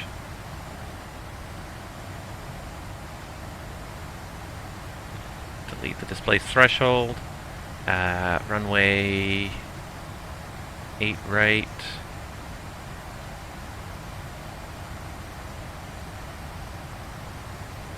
Standby power for those runways is unserviceable, so no Cat 2 approaches. 8 right. ILS minimums. ILS 26 left, 26. So if we're doing 8 left, there's no TAMs at all for 8 right. And nothing is malfunctioning on the airplane. Everything's functional, so no MELs. Operational. I think so. That's it. And then fuel. Again, we need 5.5 to go to our alternative COMOX. And we are still showing overhead Vancouver itself with 9.9. So we're still looking at a fair amount of fuel in the tanks. So that's it. Are you ready for the approach briefing? Approach briefing. Are you ready for the approach briefing? Ready. Any questions? No questions. There we go. The only reason I did that is because when he does the checklist and asks me if I've done the approach briefing, if I haven't actually asked him to do the approach briefing and confirm there are no questions, he'll call me out and say, hey, we didn't do the approach briefing. So now I've set FS2 crew properly for that. Let's see here. So, question, when do you return to sterile cockpit conditions for the approach? Again, this is going to be a company policy, so it'll vary from company to company, but in general, the sterile cockpit is used anytime the airplane is moving below 10,000 feet. So usually that's from brake release at the start of the push until you climb through 10,000 feet and then reverse on the way down. Descent through 10,000 feet is usually when sterile cockpit recommences and continues all the way till you set the parking brake at the gate. That being said, I'm not going to follow the sterile cockpit procedure because then it would make for a very quiet and boring flight with me just talking to the FS2 crew. But yeah, normally that's what you do. You'd get it would be anywhere below 10,000 feet when you're in the air, and when you're moving on the ground anytime is also considered sterile cockpit phase of flight because there's so much moving at an airport, there's often so much chaos and things happening. it's very important to be alert at any time while you're in the airport. So I lied. We're not actually at over Metau yet. We're just about to reach Metau, however you want to say it. But we're going to be there very soon now. This is a hell of a long flight. Burned through a lot of gas. Or as I was watching a YouTube video about a guy who was and he was talking about a very long road that was built, and he said it was an ass-numbing 1,400-mile drive, which is exactly what a 6-hour experience in an airplane is. You have to get up and move around, and it's funny because, like, yes, you're not really supposed to leave the flight deck, but if you're on an 8-hour flight, first of all, you're going to get up to go to the bathroom, but you have to get up and just move a little bit. You're going to get bad cramps just sitting in an airplane for this long without moving. There's not really anywhere to go, but you got to get up and just move around and just stretch your muscles a little bit. It's amazing how much it just helps make you feel a little happier too, and a little more energetic when you just get up and move. Because if you just sit here for 6 hours staring at the screen and doing nothing else, man, it's going to put you to sleep. It's amazing how even just getting a little bit of blood pumping by just getting up and standing up for a brief period of time even helps.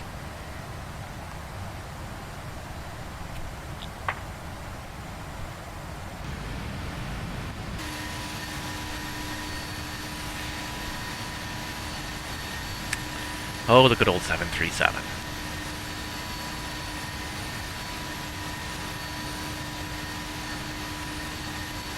Not a bad looking airplane though.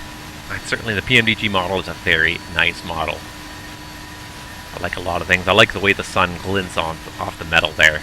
Catches the metal. That looks really good. It looks even better.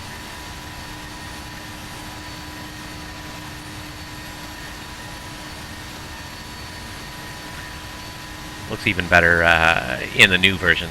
The metal looks even more shiny and reflective in the new version than it does in the old one. So I'm curious to see how good the models are going to look there, because even the rudimentary models look really nice in the new sim.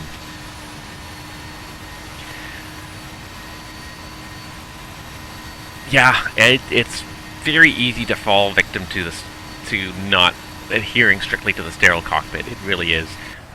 You know, you just end up chatting with people. Oh, that's what I have to do as well. I'm pretty sure I have pause at top of descent on. And we do not need that, so there we go. Get rid of that. Yeah, it's very easy, and the whole concept behind the sterile cockpit was set up for a very good reason. It requires discipline on everybody's part to enforce it and follow it, but it really is truly a good idea. Because these are the highest risk operations when you're in lower level airspace, where you're closer to a lot of other airplanes, when you're maneuvering a lot, and when there's just lots of things happening. It's very easy for things to get missed, even when you're focusing. If you're focusing on doing one particular thing, and then somebody calls you with a radio call and asks you to do something else, it's easy to miss it if you're doing something. You know, you start slowing the airplane down and configuring the airplane, and they ask you to call the tower, and you don't hear them because you're calling for flaps at the same time. And you know, listening to the radio is a bit of an art form in and of itself. All right, I'm going to go ahead and put 12,000 in here on the altitude, because we're really approaching top of descent pretty quickly here now, which is great. We're going to be there very soon. Hooray!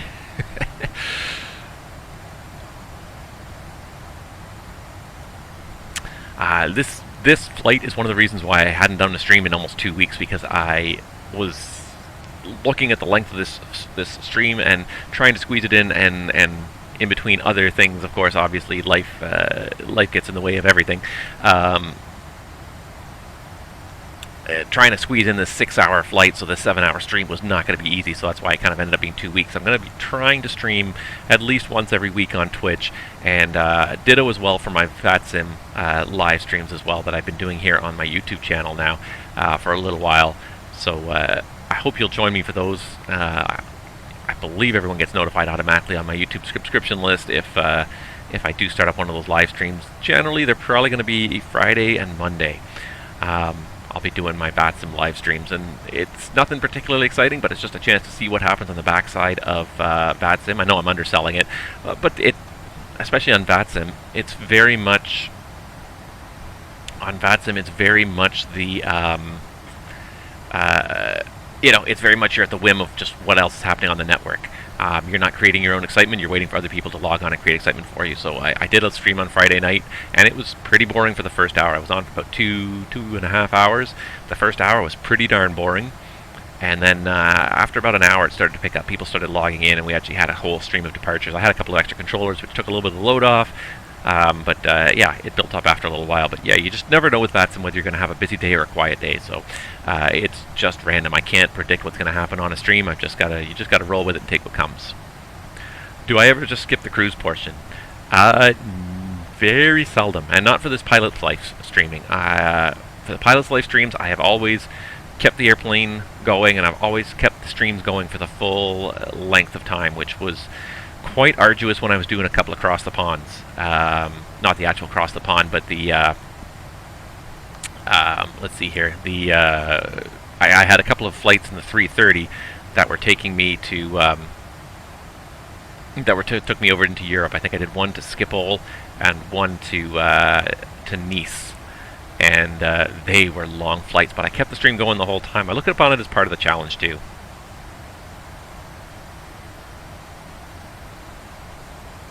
I look upon it as part of the challenge. Well, I'm glad you're enjoying the ATC streams too.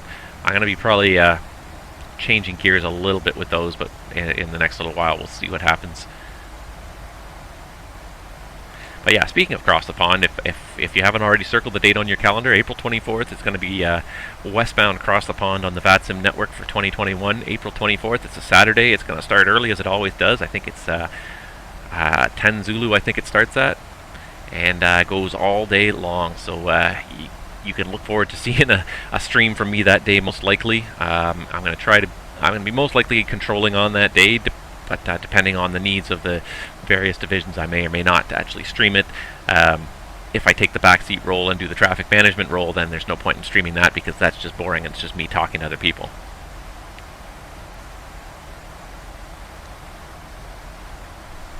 But I definitely circle your calendars, get ready, because Cross the Pond is coming.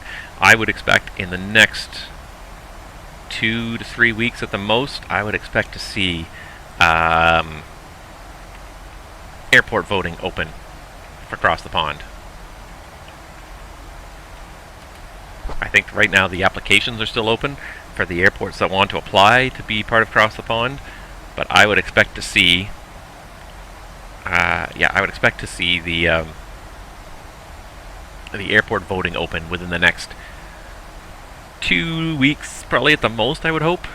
You need to give these guys enough time to plan, and this is something that's been a perpetual problem, and is not a perpetual problem, but it has been a recurring problem, is that some years things are left to the last minute, and it takes a month or more for airports to plan on being a part of Cross the Pond. There is a lot that goes into Cross the Pond, and it's not something you can put together at the last minute. You know, a lot of controllers, you know, people work, people have lives. In order to set time aside, you have to have the date planned out well in advance, you know, 6 to 8 weeks in advance, for people to be able to make sure they have the time off work, if they work weekends perhaps, to do it. And it just takes there's a lot of logistical stuff behind the scenes, making sure that you have enough controllers, that the documents are all published. There's lots of stuff that goes on behind the scenes to make sure it's a smooth event. It doesn't just happen.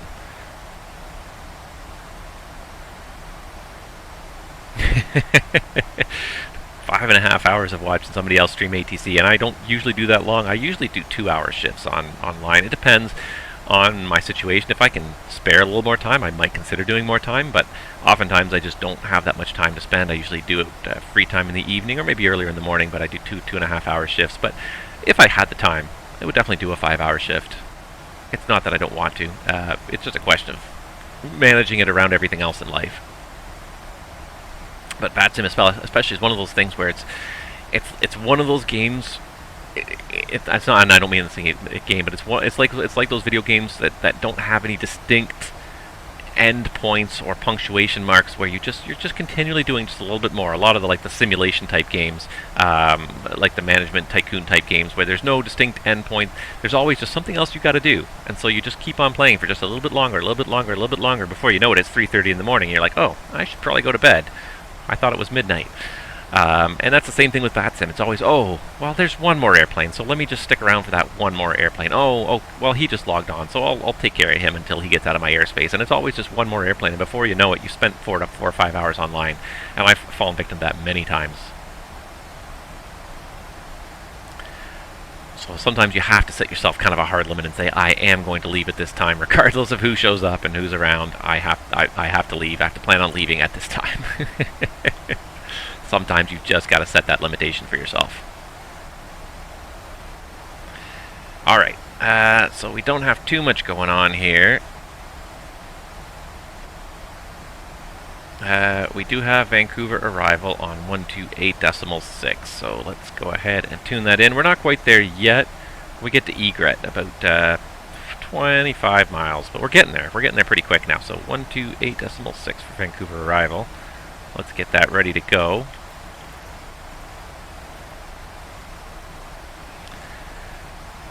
Did I flip it over? I didn't even mean to flip it over. I put it in and flipped it over without even realizing it.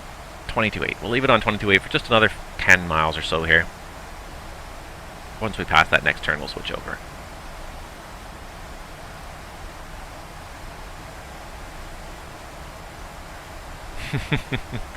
Well, you know, it's funny, but there's certain positions in ATC that you think are interesting and are not, and it's the other ones you don't think are interesting that are actually more interesting. And ground is one of the more interesting positions on ATC because there's a lot more flexibility on it. Probably one of the most, I hate to use the word boring, but at these major airports, one of the most boring positions is tower. Because in general, tower doesn't do a whole lot at a major airport. All the arrivals are lined up nicely by the arrival controller. He just simply clears them to land and vacate off the runway. And it is a real important job in the real world, you know, making sure that the runways are being used carefully, the spacing's being kept safely on them. But at the end of the day, like, there's not a lot of maneuvering or instructions. Everything is mostly done for you when you're the tower controller. The ground controller gets everybody to the runway for you. The arrival controller lines everybody up on the runway. You're basically left with nothing.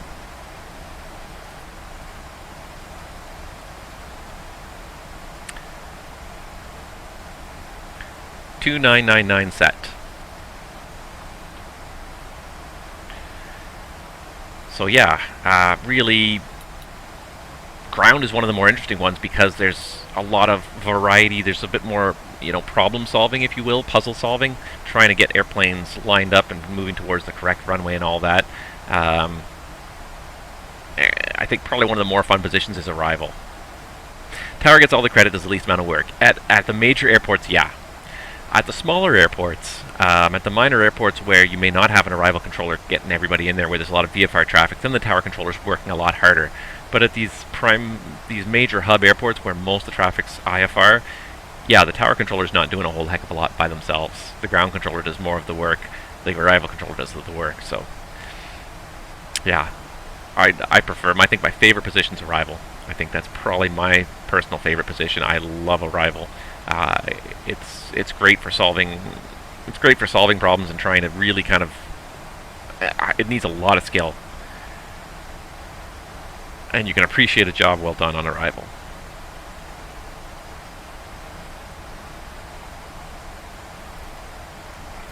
So there's 28.6. I'm also going to throw up 132.3 for the departure controller because he's going to be our tower controller when we land and our ground controller. So.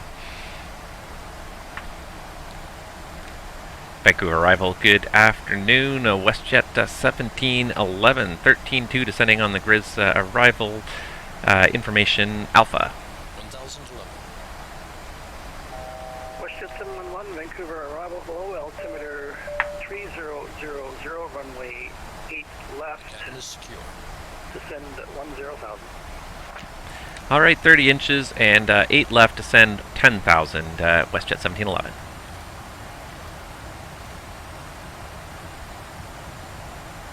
Okay, now it's leveling at 12, so I'm just going to put it into level change for this here. And let's see here, the temperature is -3, so we're going to go ahead and get the engine anti-ice on here, since we are going to fly into those clouds here. Approach checklist.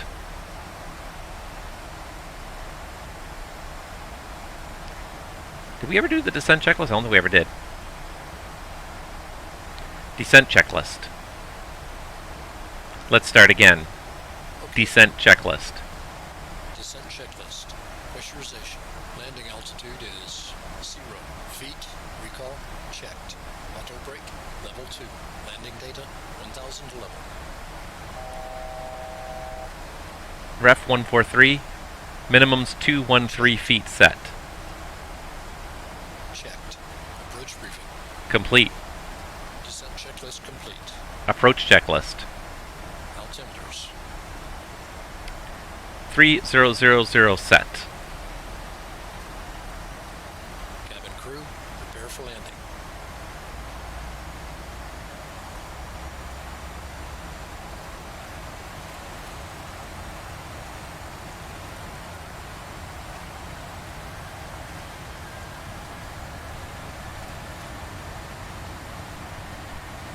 Repeat last. Repeat last. WestJet 1711, it'll be the RNAV Yankee 8 left, squawk 0744. Squawk 0744, and we'll just check on the RNAV Yankee for WestJet 1711. WestJet 1711, my mistake, it's the RNAV Zulu. RNAV Zulu 8 left.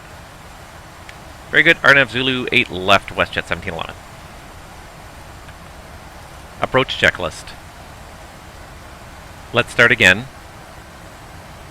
Approach checklist. 3000 set. Seems to be stuck. I think we finished it anyways. Okay, now we got to do a real quick change here.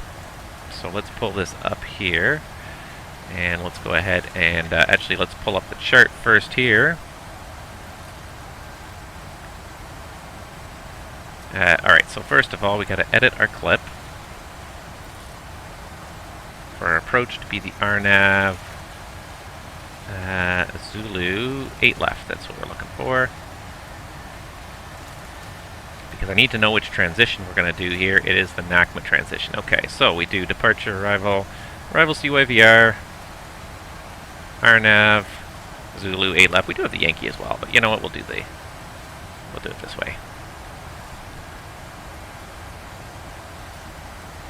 Alright, and I feel like we missed an altitude restriction there, or a speed restriction as well, while we were kind of messing around with various things here, because it was supposed to be, oh no, it was 280 knots at egret, so yeah, we're a little bit fast for that still, so let's go ahead and get this down to 280 knots, and then the other restriction is going to be 210 all the way at NACMA, so we're okay for now. Let's get this speed back, because we're also going to descend below 8,000 soon here.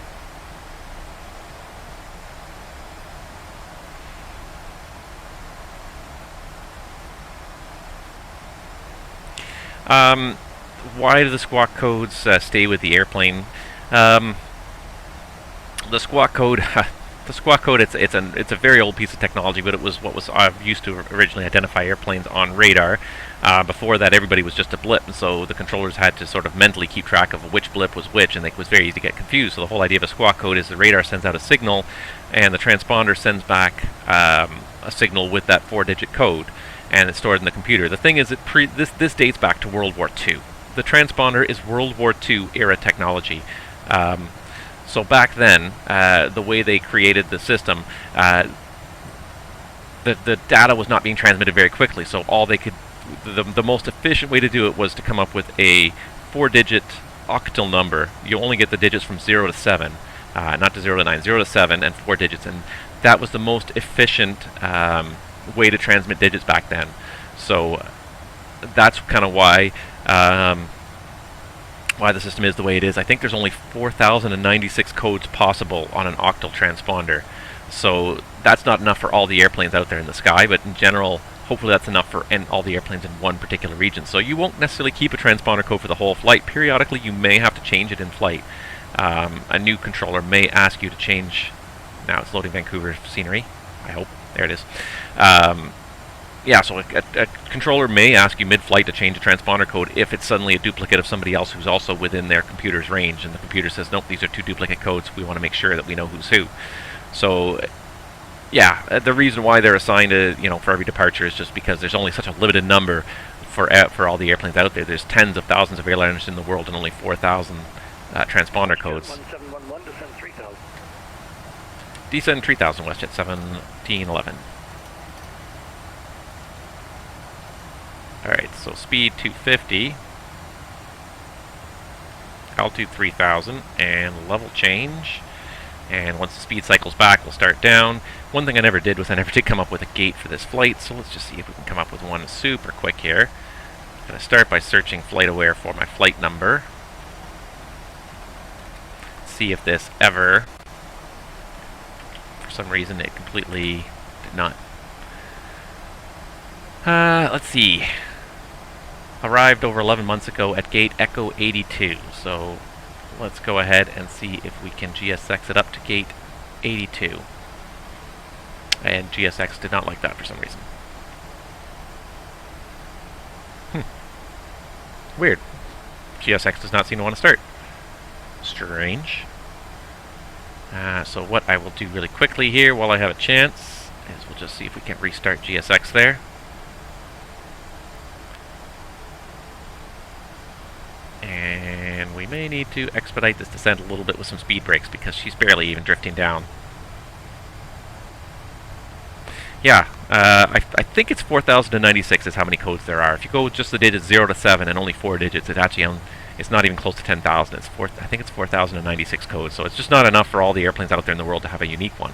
That's where the Mode S transponder comes in, the new modern generation of transponders. Every airplane in the world gets a unique code that stays with that airplane forever and ever because they're like something like 24-bit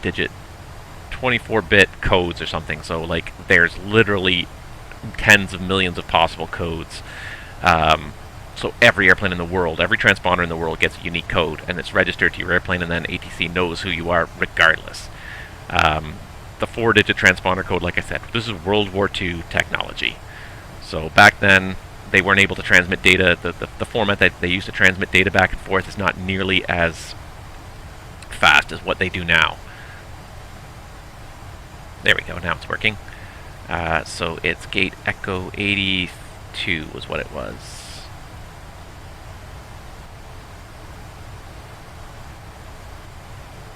How are we doing for our true air temperature? Yeah, still +2, so we still need the anti-ice on for a little longer. That's one of the reasons why we're not going down fast enough. But we're getting there.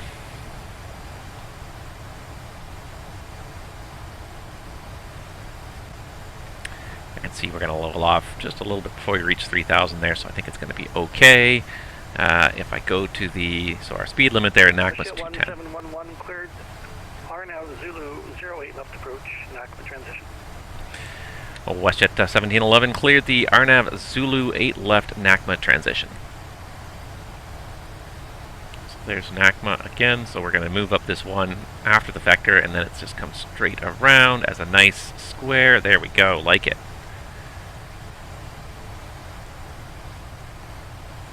Okay, it's almost warm enough that we can take off the anti-ice soon. In the meantime, we'll throw out a little bit more speed brake.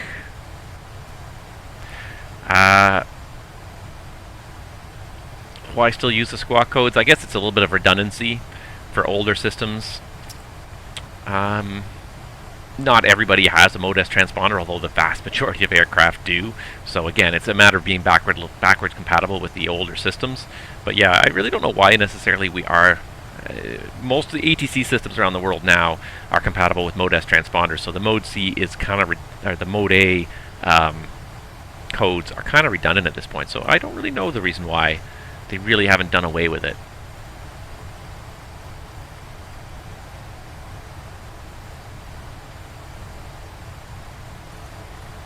Alright, we're supposed to be 210 at NACMA, so let's go ahead and get that down there. We should be able to get out flap 1 here as soon as we start slowing down. Flaps 5. Flaps 5.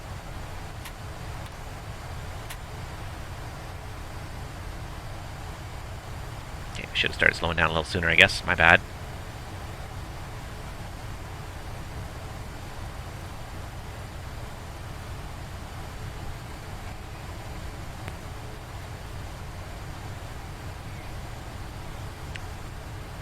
7 degrees.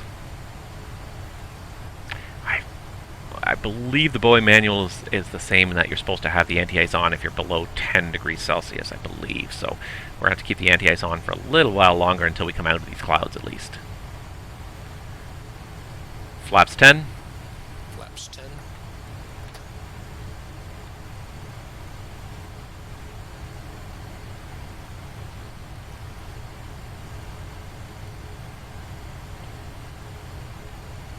And actually, there we go. We've captured the VNAV pass, so we can close the speed brakes now. Checked. But I want to go faster than that. Checked. 1000 level. Checked. Get myself a little comfortable here. Hey, it's not even... I mean, it is still being installed on some older aircraft. Most aircraft have been updated to have Mode S transponders. I think it's mostly the ATC systems that are not all updated. But again, I think most of them are now. The American system is finally mostly up to date, so I really don't know why. I guess it's just a question of sort of setting a date of actually phasing out the transponder code and making sure that everyone's using the idea behind the 4-digit transponder code. Everyone's still using it, even those that support Mode S, because it's the lowest common denominator.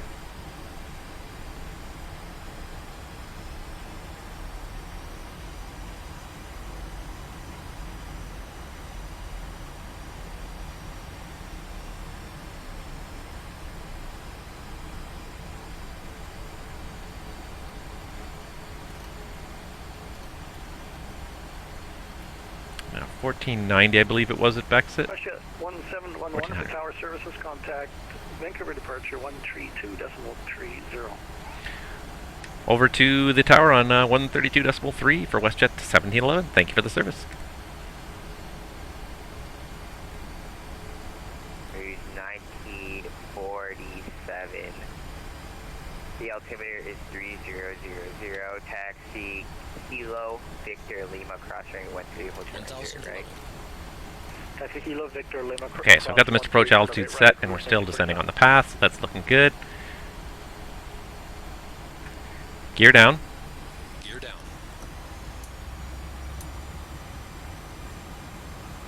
Flap 15. Flaps 15. Vancouver Tower, good afternoon. WestJet 1711 with you on the RNAV Zulu runway 08 left.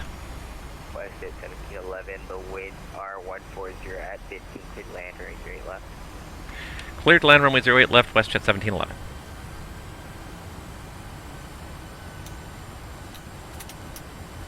Cleared to land, which means we turn on all the lights to indicate that we're cleared to land. From India, you're climbing out of my airspace. Surveillance services are terminated. Change group. Okay, over to Unicom. Thanks. Steering from India. See ya. And TTAD is 2360 or above, and then we're going to probably increase our descent rate again after that. And it's not Beckett, it's Pick Me because we're on the RNAV. Sorry, I was thinking still the ILS. I didn't properly rebrief myself. What, the panel back here? Circuit breaker panel? It's all circuit breakers back there. Otherwise, there's nothing much else back there. There is that gray box there with the label and the strap on it is the smoke hood. Alright, so 148's our VREF.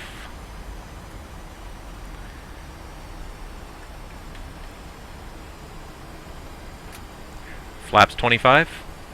Flaps 25.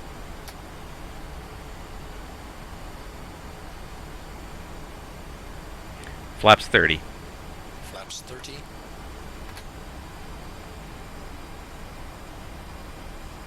Okay, we're below the cloud deck. We can kill the anti-ice now.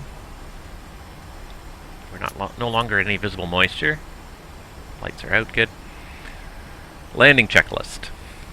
Landing checklist. Engine start switches.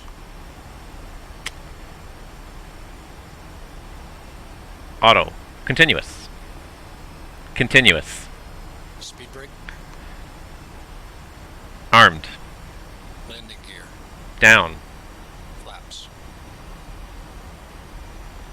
Flaps 30, green light.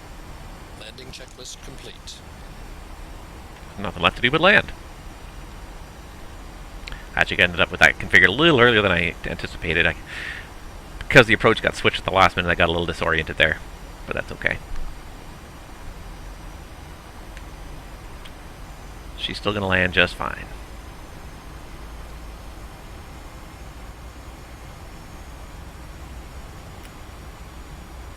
You can see that high terrain off to the north that you've got to avoid over there. I was originally thinking, yeah, we were a little bit closer in than I thought, so I was using it to help slow us down, but that was a mistake. I shouldn't have put it down quite as soon as I did. It's a little earlier than I normally would, especially because we're VFR. Or VMC, if you were in cloud, and then you need to have the airplane stabilized at the approach speed by 1,000 feet normally. Usually when you're visual, you can have it stable by 500 feet, so I could have slowed down a little later. That was just, again, I kind of lost a little bit of my situation awareness because we changed the approach at the last minute, and I was not briefed up on it properly. Didn't really have a chance to brief myself. So not the ideal performance. It's sometimes you get distracted. Cleared. Check. Landing. Check. Autopilot coming out. Check.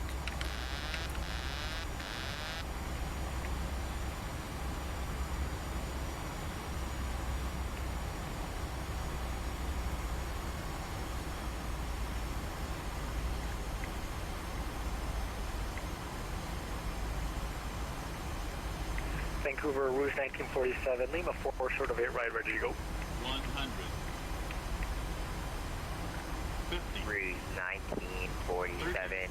The winds are 140 at 15, 6 knots, right, 08 right. Stupid Clear for airplane. takeoff 8 right, Rouge 1947. So for some reason there, it throttled up at 30 feet instead of 933. retarding, so now I gotta really Are First use normal. check. Now we're gonna roll way past. So we floated there because it added thrust at the last second, which it's done before. And I was trusting it not to do that. It's okay, we're decelerating alright here. Auto brake disarmed. 60 knots. We should be able to make this high-speed turn off, but yeah. I don't know if you saw that, but it's started to throttle up at 30 feet. Vancouver, vacate right, and then taxi. Mike Tango. Alright, taxi Mike and Tango to the gate, WestJet 1711, thank you. Check. Okay to clean up. Check.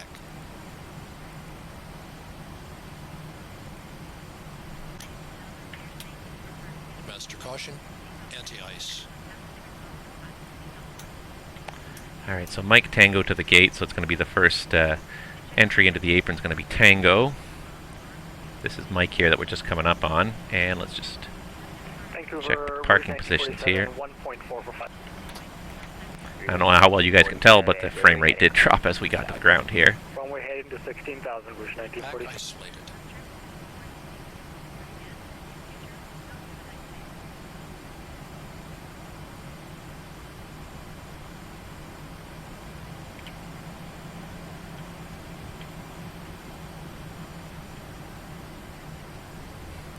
Yeah, this is something that has been a periodic problem. I'm not sure if this is a 737 thing, if it's a PMDG thing. Alright, so it's over here on this side. But sometimes when you do RNAV approaches, because it's not in glide slope mode, Armed. it doesn't seem to properly enter retard mode over the runway, and it tends to, instead of bringing the power back to idle, it brings the power back up to maximum thrust to try and maintain airspeed as I flare, instead of bringing the power to idle and letting me slow down as I flare. So here's Tango coming up. So it's been a glitch that I've had happen a bunch of times. My solution in the past has been usually to turn off the auto throttle on final approach at a couple hundred feet. I didn't do it this time. I was trusting it, and it didn't, because it seemed to capture the VNAV mode okay, but yeah, it did not work properly. 1947, turn right, direct Seattle on course. So I had to quickly disarm the auto throttle and then manually bring the thrust back to idle. 47.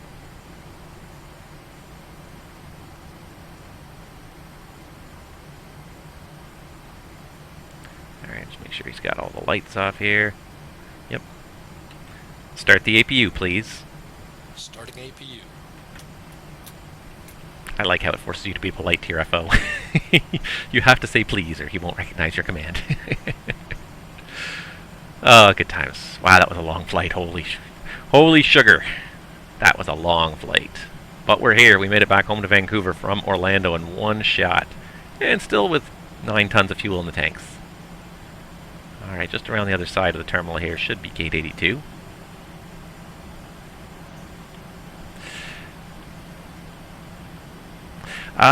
That's not the reason why nobody selects RNAV approaches. In most airplanes I've ever flown, the RNAV approaches actually work quite well. The other thing too about flying these, the real thing, is that you can override the auto thrust. If you grab the thrust levers and you pull them to idle, the auto thrust motors will try to push the thrust levers forward, but they are weak enough that the human being can always overpower them as long as you keep your hands on them. Not something you can do in the sim because obviously I don't have actual real powered auto thrust here, so I actually have to disarm the auto thrust in order to allow my throttles to take over. But no, most people, the reason why there's not a lot of RNAV approaches being done is, again, it's the same thing as with the transponder. Because everyone can do an ILS, it's easier, especially when it's busy, if everyone's doing the same thing. So that's why they're not as common, although there's a lot of airlines that do favor them, and favor them a lot. Am I going to be able to see this guy behind the tug? Or is he going to disappear behind the tug? Really? You're standing inside or behind the tug so I can't see you. Lights and doors. Check. So especially at the busy airports, it comes down to trying to pick an approach that everyone is able to do because it's a lot easier when all the airplanes are doing the same things. At the quieter airports, a lot of RNAV approaches are being done. So it all depends on what kind of flying you're doing. If you're doing like regional flying and you're going to the little small outstations where there may not be a lot of ILSs, there'll be a lot of RNAV approaches being flown. And certain airlines have really favored the RNAV approaches because they are often shorter, more efficient than the ILSs, and they save a lot of gas. So on VATSIM, it's just people don't know how to do it any better. And some of the programming is not the best in some of the airplanes too. So, alright, if I take this perspective, I can see my marshaller out there in front of the tug. Why he's standing behind a tug where nobody can see him, I don't know. Oh, I guess I should probably retract the spoilers there. And boom. Into the tug. Alright. And generator's off the bus. There we go. Make sure all the lights are off. Those should have been off. Why this guy didn't turn those off, I don't know. And seatbelts off. And let's see if we can get the jetway. Nope. Are we too far forward for the jetway to know where we are? It says no jetway can operate at this position. See if we can do it this way. No. It's just a default jetway. It's just a... Do I not even have a jetway that works here? Ah, for crying out loud. Okay, so it doesn't recognize any jetways. Fine. You know what? I don't care. We're here, and that's what matters. Really? No jetways? No jetway can operate this position. Okay, fine. Then I guess we're going to have to do this with stairs.